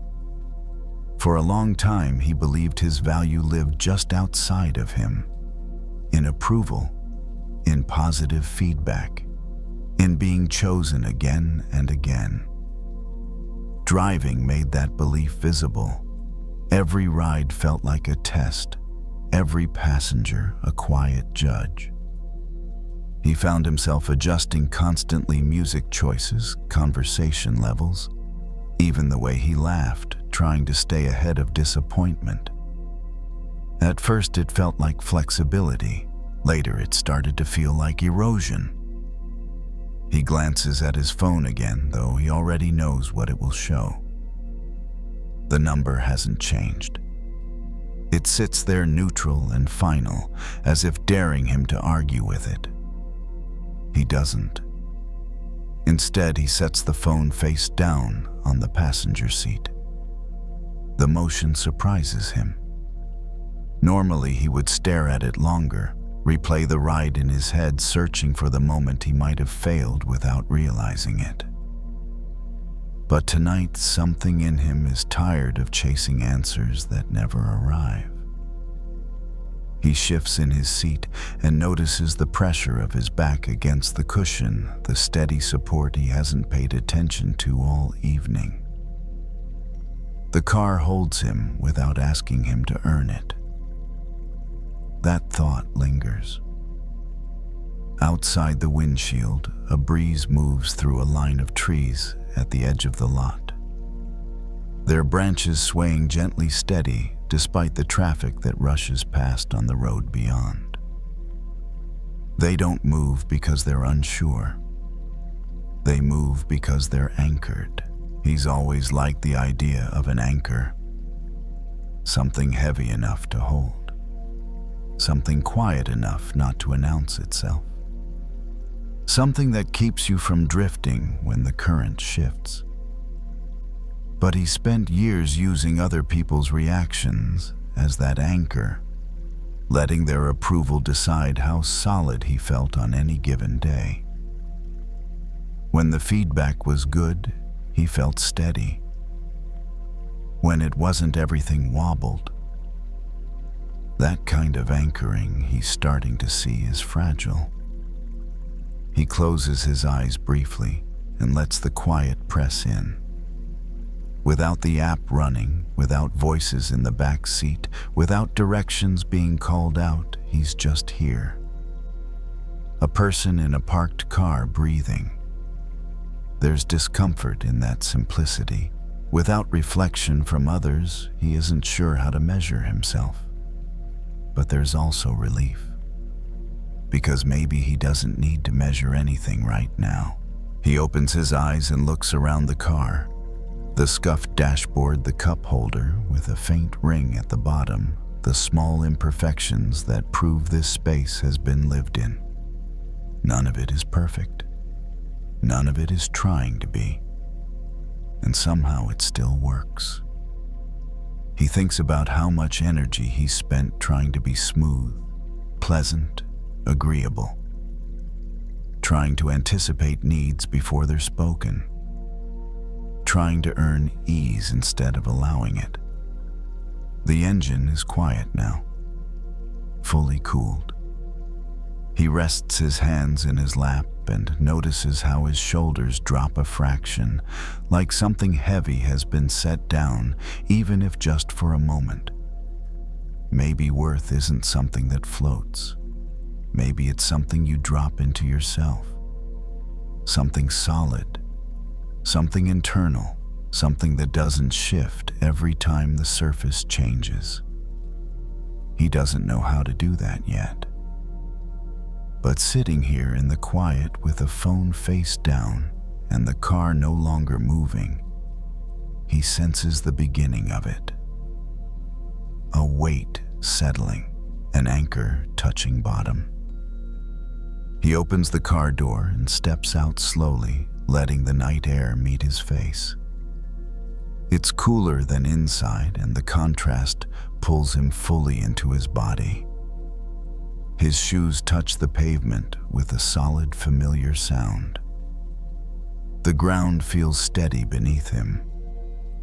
He hadn't realized how much he'd been living in anticipation, waiting for the next notification, the next rating, the next small signal that would tell him how to feel about himself. Standing here now away from the screen, that habit feels exposed. Not wrong, just exhausting. He closes the door gently and hears the soft thud echo in the empty lot. The car doesn't move. It doesn't need reassurance. It simply stays where it is supported by its own weight. He thinks again about anchors.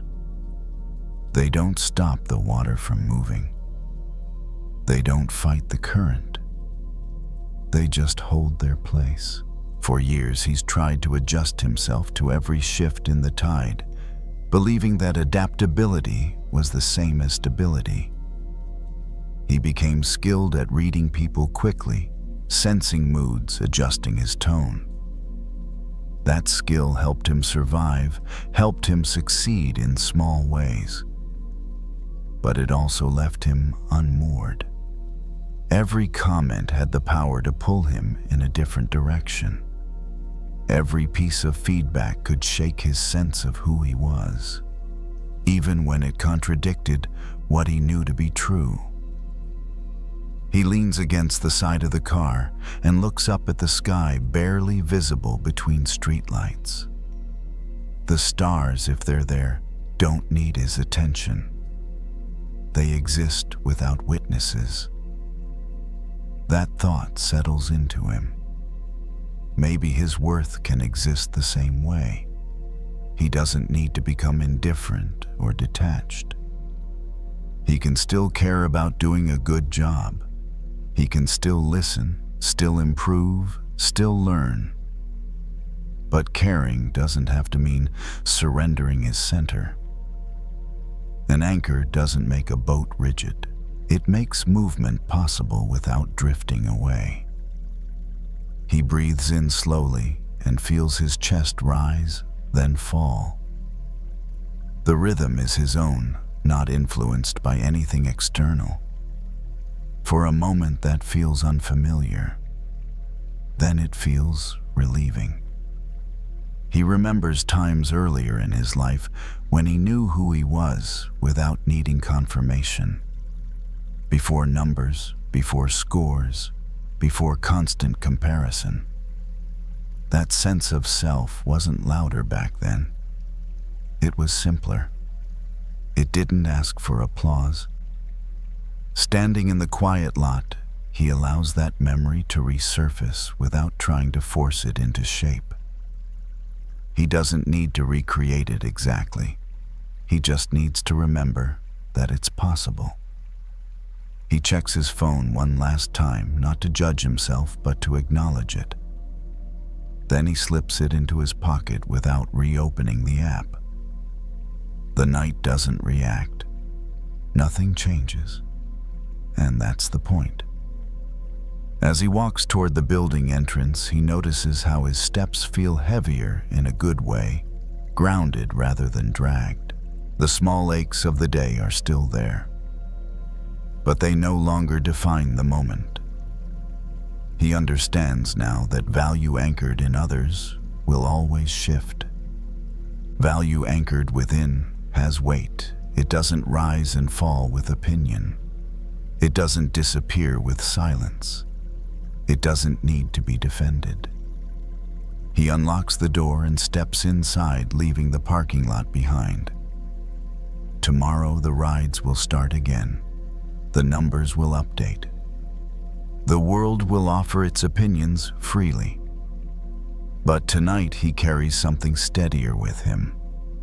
Not confidence, not certainty, just an anchor. And for the first time in a long while, he trusts that it will hold.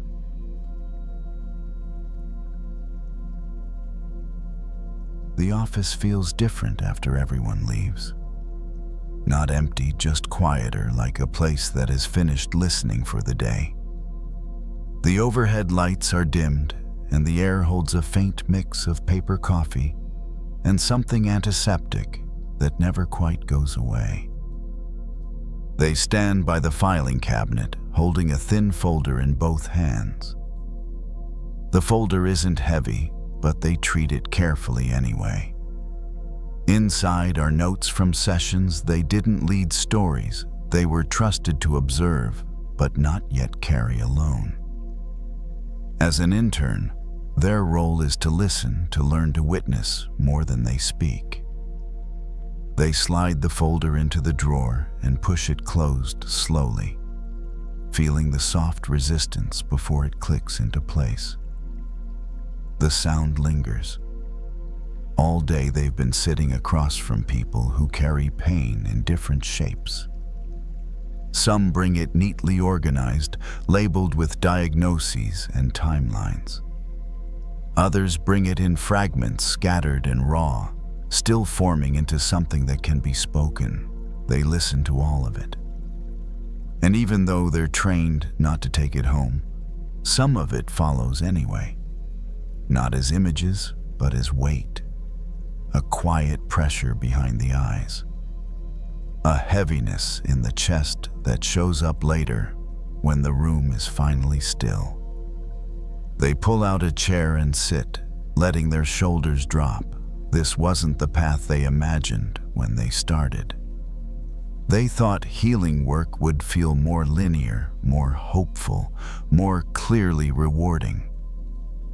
They imagined progress that moved forward in clean steps, measurable and reassuring. Instead, they found stories that loop, pain that returns in new forms, old wounds that reopen when least expected. At first, that scared them. They wondered if something was wrong with the process, or worse with them. If witnessing so much pain meant absorbing it, if empathy required suffering alongside others without relief. They glance around the room. The shelves along the wall are filled with books they've read, and books they haven't touched yet. Thick volumes, slim paperbacks, some with worn spines, others crisp and new. A thought drifts in, unexpected. What if pain isn't just something to fix? What if it's something to understand? They've noticed how every person who sits in the chair across from them brings a story shaped by loss, disappointment, fear, or shame.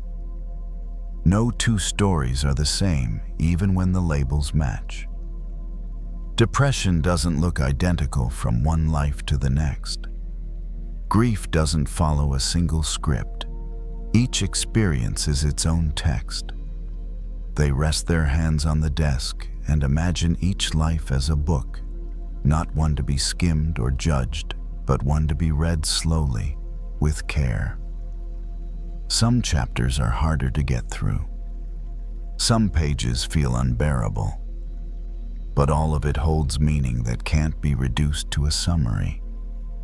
That includes their own story. They realize how often they've tried to edit their past, to compress painful experiences into lessons that sound neat and useful.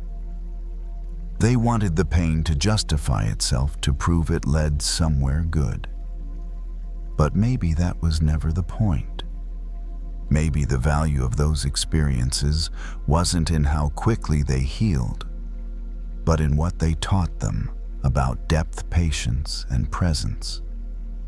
They stand and walk over to the shelves, running their finger lightly along the spines.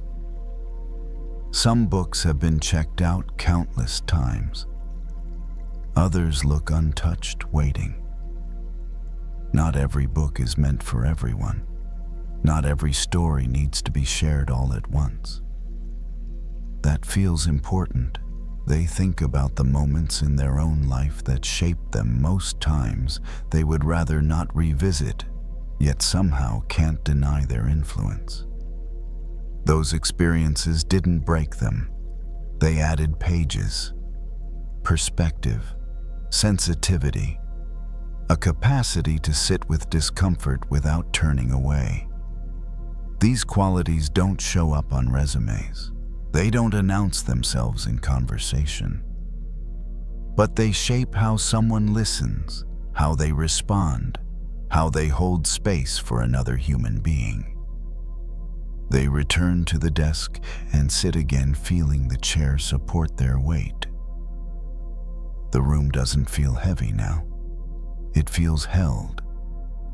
If pain is a library, they think then healing isn't about burning the books.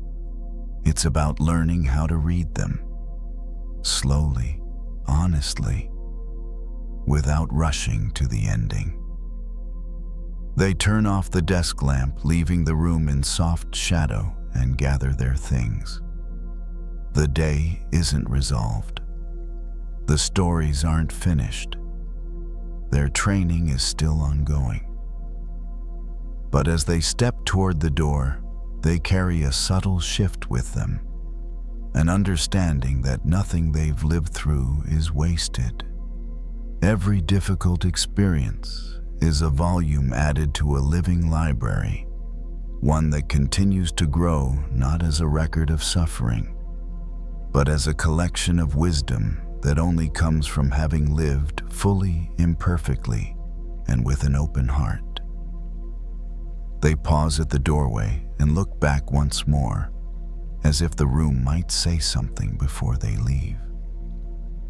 It doesn't. It simply remains holding the quiet the way it always has, without expectation. They turn off the last light and let the hallway glow spill in. Walking down the corridor, their steps echo softly, and they notice how different the building feels now that the voices are gone. During the day, it absorbs so much emotion without protest. At night, it releases it slowly, like a long exhale. They think about the stories they heard today. None of them are complete. None of them end neatly. Most of them are still being written. For a long time, they believed healing meant closing chapters as quickly as possible, moving past pain so it couldn't hurt again. They believed strength was measured by how little someone talked about what happened to them. But sitting with story after story has changed that belief. Unprocessed pain doesn't disappear, it waits. It shows up later in subtle ways, in reactions that feel too big, in patterns that repeat in a quiet sense of disconnection from the present moment. Ignoring a book doesn't erase its contents. It just leaves it unread. They stop near the stairwell and rest their hand on the railing, feeling the cool metal under their palm. The sensation anchors them in the present, reminding them that they are here now, not back in the stories they witnessed, not lost in their own past. They've learned that reading a painful chapter doesn't mean reliving it. It means allowing it to exist without control. When a book is read with care, it doesn't overwhelm. It informs. It deepens understanding. It adds context. The same is true for experience. They think about their own life again, about the moments they once labeled as mistakes or weaknesses. Those moments didn't make them less capable. They shaped how they notice suffering in others, how they slow down instead of rushing to solutions, how they sit without trying to fix what isn't ready to be fixed. These are quiet skills. They don't sparkle. They don't perform well in a world that values speed and certainty. But they matter. Outside, the night air is cool and clean. They step out of the building and take a slow breath, letting the day settle behind them. The weight they carried earlier feels different now. Less like a burden, more like a responsibility they've learned how to hold. Healing, they realize, isn't about turning pain into something useful. It's about letting pain be acknowledged, integrated, and respected for what it has already taught. They don't need to explain their scars. They don't need to justify their journey. They don't need to rush toward a version of themselves that looks finished. A living library is never complete. New books arrive. Old ones are reread with fresh eyes. Meanings change as the reader grows. And that's not a failure of healing. That's life. They walk toward their car, feeling the ground beneath each step, carrying their own story, with a little more tenderness than before. Not as something to overcome, but as something to understand. Because every experience they've lived through, even the painful ones, has added to the depth of who they are. And in that depth, they find a quiet kind of worth not built on perfection or progress, but on the simple truth that nothing they have lived has been meaningless. Not a single page.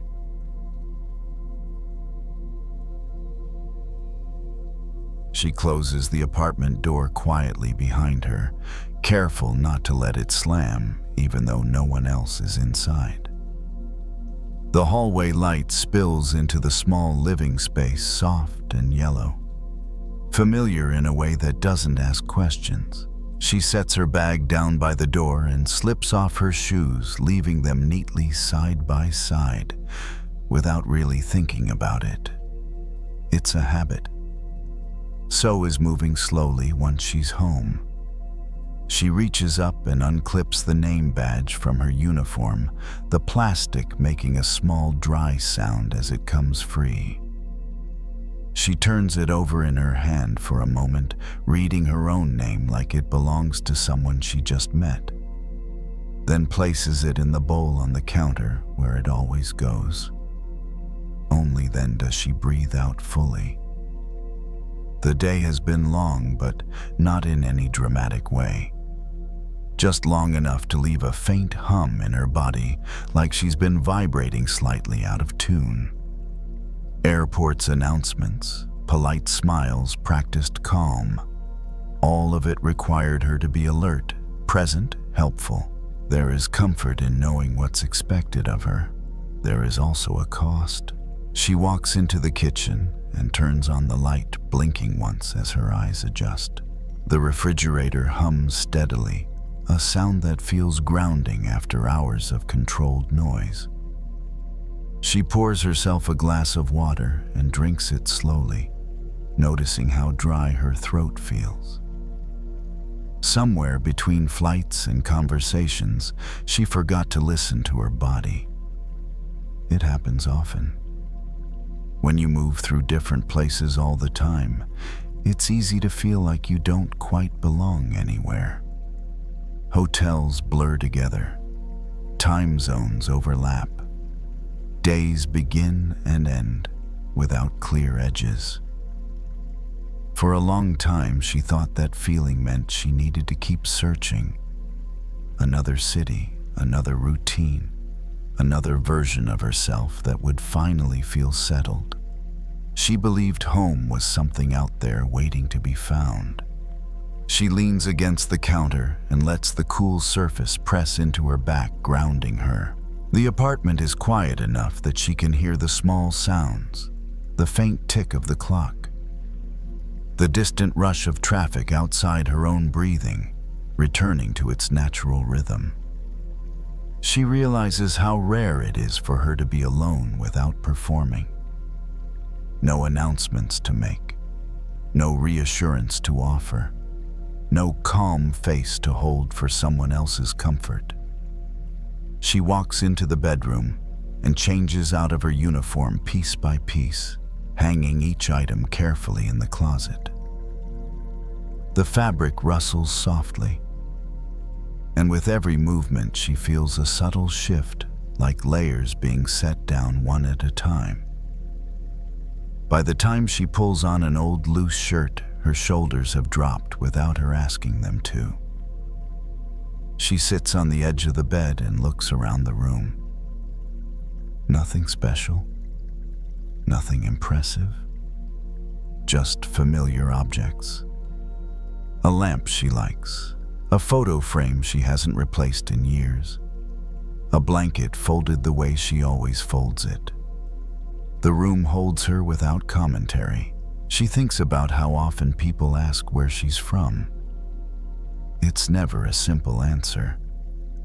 She's learned to respond with something easy, something that keeps the conversation moving.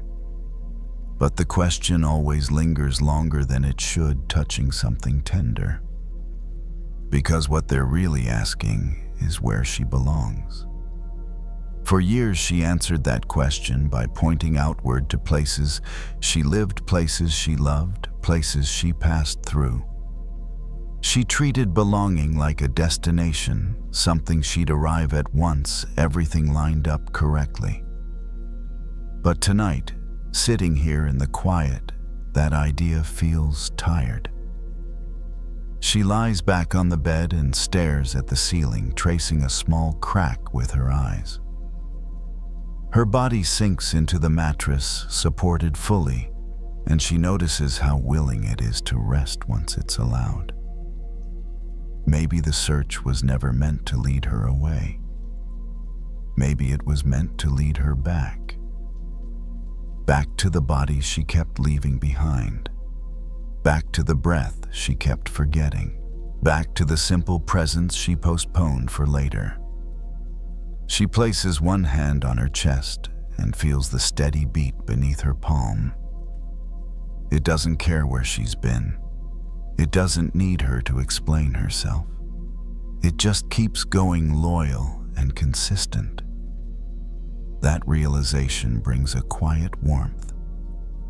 The thought that home might not be a place she needs to find, but a state she needs to remember. She closes her eyes for a moment, not to sleep yet, just to be still, letting the noise of the day fade into the background.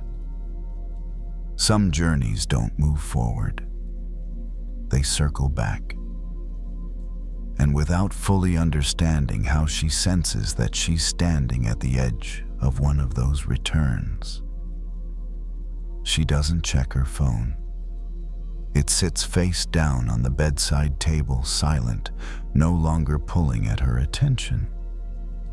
For once, there's nothing she needs to respond to, nothing waiting to be confirmed or arranged. The stillness feels earned. She sits up slowly and reaches for the blanket, pulling it over her legs, even though the room isn't cold. The weight is comforting, grounding, like a reminder that she is here, contained, held. For a long time, she confused movement with progress. If she kept going, kept changing locations, kept adapting, she believed she would eventually arrive at a version of herself that felt complete. Every new place felt like a possibility. Every departure felt necessary. But no matter how far she traveled, there was always a quiet sense of unfinished business inside her. Something left behind. Tonight, that feeling doesn't ask her to leave again. It asks her to stay. She gets up and walks to the window, pulling the curtain aside just enough to see the street below. A few cars pass. A light changes. Someone walks by with a steady, unhurried pace.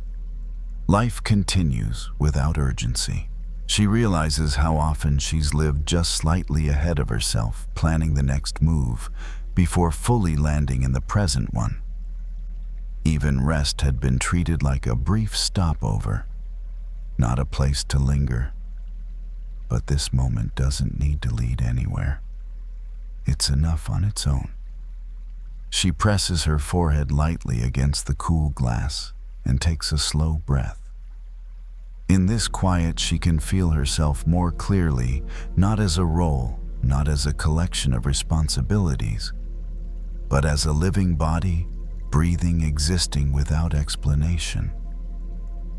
She thinks about all the versions of herself she's tried to be. The dependable one, the adaptable one, the calm one who never needs too much. None of those versions were fake, but none of them were meant to replace her entirely. They were roles she learned to play, not homes she was meant to live in. She steps back from the window and turns off the light, letting the room settle into darkness. The familiar shapes fade, but the sense of safety remains. Darkness doesn't erase what's here. It simply removes the need to see everything clearly. Lying down again, she places one hand on her stomach and feels it rise and fall. The rhythm is steady, unremarkable, and deeply reassuring. This is what she's been returning to all along. Not a city, not a relationship, not a future version of herself. Just this.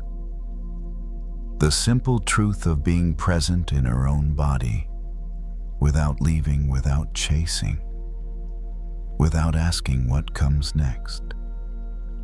She understands now that healing wasn't about fixing what was broken. Nothing essential was ever missing. She just needed to let go of the weight she picked up along the way.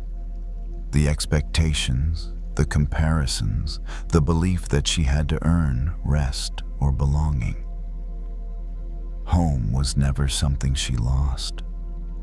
It was something she kept walking past. Her breath slows. Her body settles more deeply into the mattress. The day loosens its grip without resistance, like something that knows it's no longer needed. Tomorrow will come with its own movements, its own demands. But tonight she has returned, not as someone new, not as someone improved, but as herself. And that finally feels like coming home.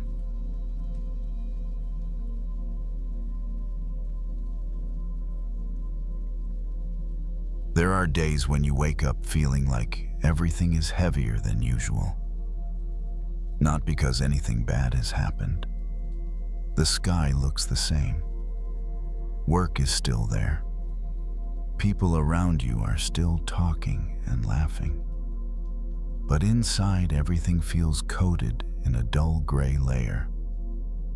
Wherever you look, you notice what's missing, what's wrong, what's tiring. And it becomes easy to believe that this is just how life is. Lily is 47 years old. She works in human resources at a mid-sized company. Her job is to listen to other people's problems, help untangle conflicts, and bring order to complicated situations at work.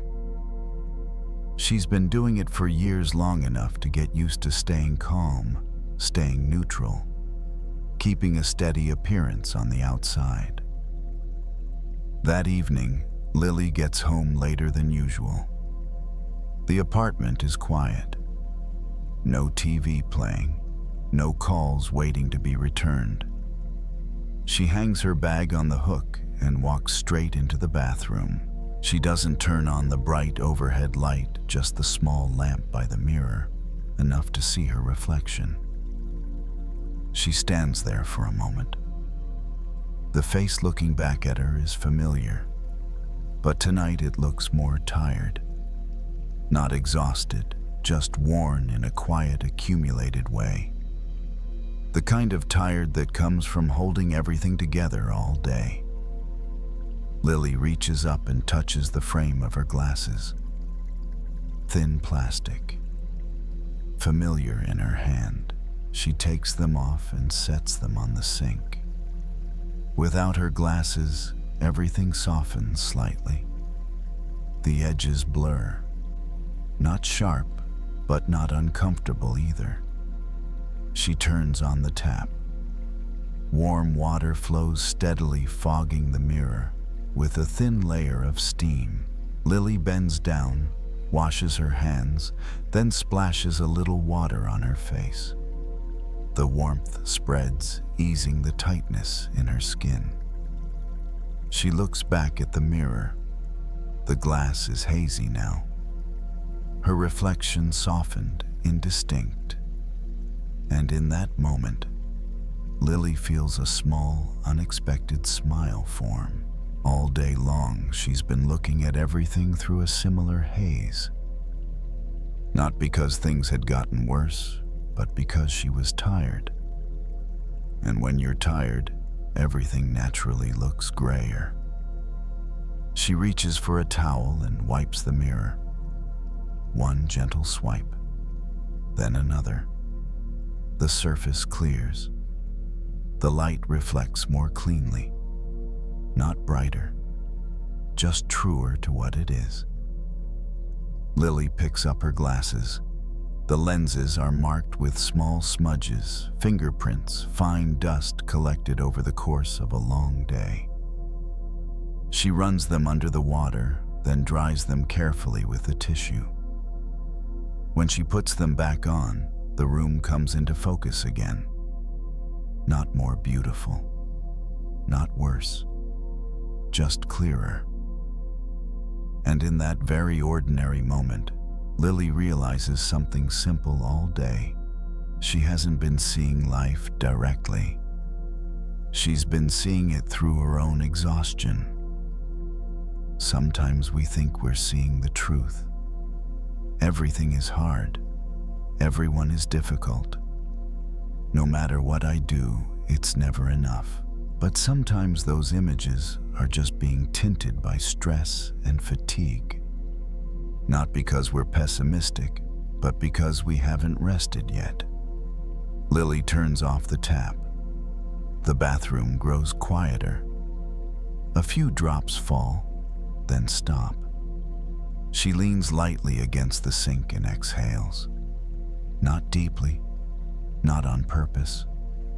Just letting the breath leave her body a little more easily. A familiar thought shows up. Tomorrow will probably be the same. Lily doesn't push it away. She looks at it the way she looked at the watermarks on the mirror. It's there, but it doesn't represent the whole picture. She leaves the bathroom and steps into the living room. The warm yellow light fills the space. The room looks the same as it always does.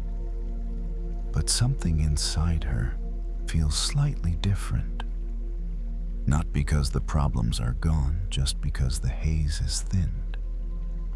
If you're listening to this and everything from today feels darker than usual, that's okay. You may not be seeing things wrong. You might just be looking through lenses that have gathered a bit of dust. And tonight, you don't need to fix your life. You only need to gently clean the way you're seeing it. After leaving the bathroom, Lily doesn't turn on any more lights. She keeps the apartment softly lit, as if she doesn't want things to be too sharp or clear right now. She walks slowly through the living room, sets her phone down on the table, and places it face down. Not to avoid anyone, just because there's no need to look at it anymore. She sits on the sofa. The backrest is soft and familiar. As she leans into it, her body seems to remember that it doesn't need to stay upright. Her shoulders release, her neck loosens, her exhale stretches a little longer than it did when she was standing. Lily looks around the room. Familiar objects, the table lamp, the bookshelf, the small plant in the corner. Nothing has changed. And yet tonight they don't feel as heavy as they did when she first came home. Not because they're more beautiful, just because she's looking at them with eyes that are less tired. There's something easy to forget after long days like this. When we're exhausted, we see everything through that exhaustion. Casual words start to sound harsh. Small tasks feel like burdens. And it becomes easy to believe that this is the truth. But sometimes the truth is simply an image viewed through dusty lenses. Lily stands and walks over to the window. She pulls the curtain aside. Outside, the city lights are on, not loud, not dazzling, just scattered squares of light in the dark. She stands there for a moment, not thinking about the people in those rooms, just watching light and shadow exist together like an inhale and an exhale. She realizes she doesn't need to understand anything else tonight. She doesn't need to analyze whether she handled the day well or not. She doesn't need to replay conversations in her head. She only needs to let what she sees come in, and then go without holding on to it. When Lily turns toward the bedroom, she doesn't carry any clear thoughts with her. Just a feeling that's slightly lighter than before. She sits on the edge of the bed and removes her glasses again, placing them on the table. Not because she can't see, but because she doesn't need to see anymore right now. Without the glasses, the room softens. Edges blur. The light diffuses, and in that blur, Lily feels at ease. Not everything needs to be clear all the time, especially before sleep. She lies down, the blanket settles over her. Her body finds a familiar position on its own. No special routine, no reminder to relax. Just someone who has reached the end of the day and is allowed to rest. A thought drifts through tomorrow will probably still have a lot to do. Lily doesn't follow it. She doesn't argue with it. She lets it pass like the distant headlights of a car moving down the street. If you're listening to this and recognize how often you see life through a layer of tiredness, that's okay. You don't need to force yourself to see everything more positively. With enough rest, that tint will fade on its own. Tonight doesn't ask you to understand everything. It doesn't ask you to be clear-headed. It only asks you to stop looking at life through eyes that are worn out. If you fall asleep at some point while listening to this, that's completely natural. If you're still awake, you're still resting in a safe, quiet space. Everything can be looked at again in the morning. For now, you're allowed to let things stay a little blurry. Listen a little longer, or let sleep arrive whenever it wants to.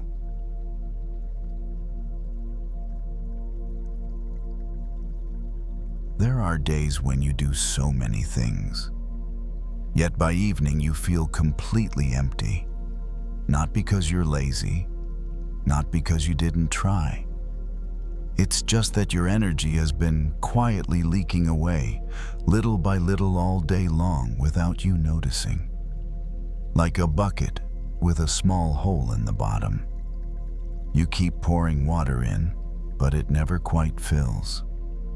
Rachel is 39 years old. She works in office administration and is a single mother to an 8-year-old boy. Her days start early and late, and in between are countless small tasks stacked back to back. That evening, after her son has fallen asleep, Rachel stands in the laundry room folding clothes fresh out of the dryer. The machine makes a steady thump, thump, sound, a familiar background rhythm of the night. She folds each shirt and places it neatly into a pile. The motions are automatic, no thinking required. But her mind refuses to rest. Remember to sign the school form tomorrow. I still haven't replied to that email. I wonder if there'll be enough money this month. Small worries. Each one on its own isn't enough to be called a crisis. But together, they're enough to make her feel more exhausted than she did during the busiest part of the day. Rachel sets down the last shirt. The stack of laundry is neat and finished. And yet, she doesn't feel done. She feels drained. She leans back against the washing machine and closes her eyes for a moment. The dryer keeps running steady and unhurried, not stopping just because she's tired. A familiar thought appears. Maybe I'm just weak. Rachel doesn't like this thought, but it arrives easily. As if whenever she feels worn out, her mind automatically searches for an explanation, and the most familiar one is blaming herself. She opens her eyes and looks at the folded clothes. They aren't the problem. Today wasn't exactly bad either, and yet her energy is gone. Not because she did something wrong, but because all day long she's been letting worry leak out without realizing it. Worry isn't always loud. Sometimes it's just a stream of small questions that keep showing up. What if something goes wrong? Each question is like a tiny hole. It doesn't cause an immediate spill, but over time, the bucket empties. Rachel picks up a towel and dries her hands. Her movements are slow. She notices her shoulders are lifted, as if she's carrying an invisible load. She lets them drop, not forcing it, just releasing. And when her shoulders lower, the tension in her neck eases too. A very small change, but enough to remind her how much she's been holding inside. She thinks back to the morning. When her son asked a simple question, she'd answered a little sharply. Not because he did anything wrong, just because her bucket was already nearly empty. And when the bucket is low, even small reactions spill out easily. Rachel doesn't blame herself. At least not tonight. Instead, she sees the connection clearly. The more she worries, the more her energy leaks away. Not because worrying is bad, but because worrying without pause uses up a lot of water. She turns off the dryer. The laundry room grows suddenly quiet. In that quiet, Rachel can hear her own breathing more clearly. Not rushed, not perfectly even, but real, no longer crowded out by a mental to-do list. She carries the folded clothes into the bedroom and sets them on the bed. She doesn't fold anything else. This is enough. The rest can wait until tomorrow. Not out of laziness, but because her bucket needs to hold on to a little water for her too. If you're listening to this and often feel tired without knowing why, that's okay. You might not be lacking energy at all. You might simply be letting it slip away through small worries you haven't had a chance to notice yet. And tonight, you don't need to pour in more water. You only need to gently look at where it's been leaking. Rachel carries the folded laundry into the bedroom and sets it neatly on a chair, then turns off the light in the laundry room. The light behind her disappears. The hallway grows a little darker, a little quieter. She walks slowly, as if her body already knows there's nothing left that needs to be rushed. In the kitchen, Rachel pours herself a glass of water. Not full, just halfway.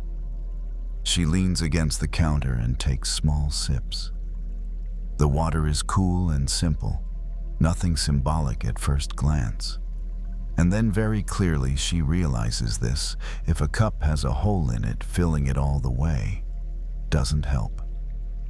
What matters isn't adding more water, but stopping it from leaking out. She sets the glass down and looks around the familiar kitchen. Everything is where it should be. Nothing needs fixing right now. Nothing is about to fall apart. There are many unfinished things, but none of them need her attention in this moment. A thought appears: I need to remember tomorrow. Rachel pauses. She doesn't push the thought away. She simply says gently in her mind, tomorrow morning. Not a promise, just permission. She walks into the living room and sits on the sofa. The backrest supports her. Her feet rest on the floor. Her hands rest on her thighs. She doesn't pick up her phone. She doesn't turn on the TV. She isn't trying to relax. She's just allowing herself to stop spending any more energy. Some leaks are very small. They don't come from big crises. They come from always thinking one step ahead, always worrying one more round, always asking what if, even when nothing is happening. Those questions aren't wrong. But without a stopping point, they can drain us before the day is truly over. Rachel closes her eyes, not to fall asleep right away, just to stop looking for a while. Her exhale lengthens slightly. Her shoulders soften. Her stomach no longer feels as tight as it did earlier. Her body is quietly holding on to the water that remains. She thinks about her son, about the morning. A gentle worry appears, but this time it doesn't pull a long chain of thoughts behind it.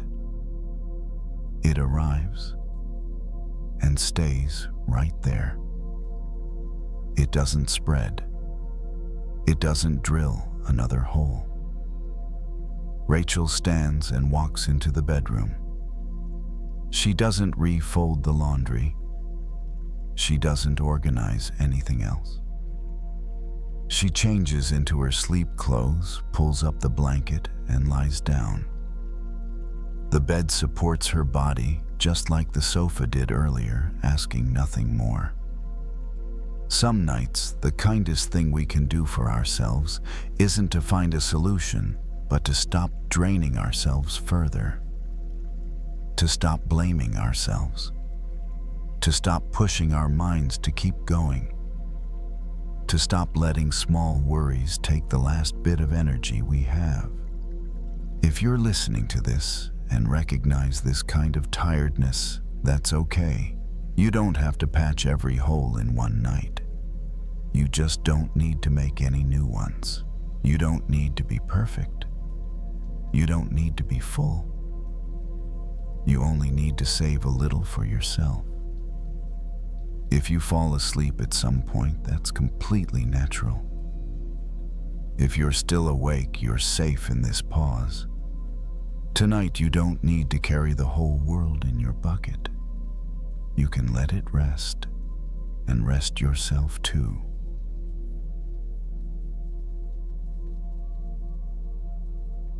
Wherever you are tonight, I'm grateful you chose to spend this quiet time here.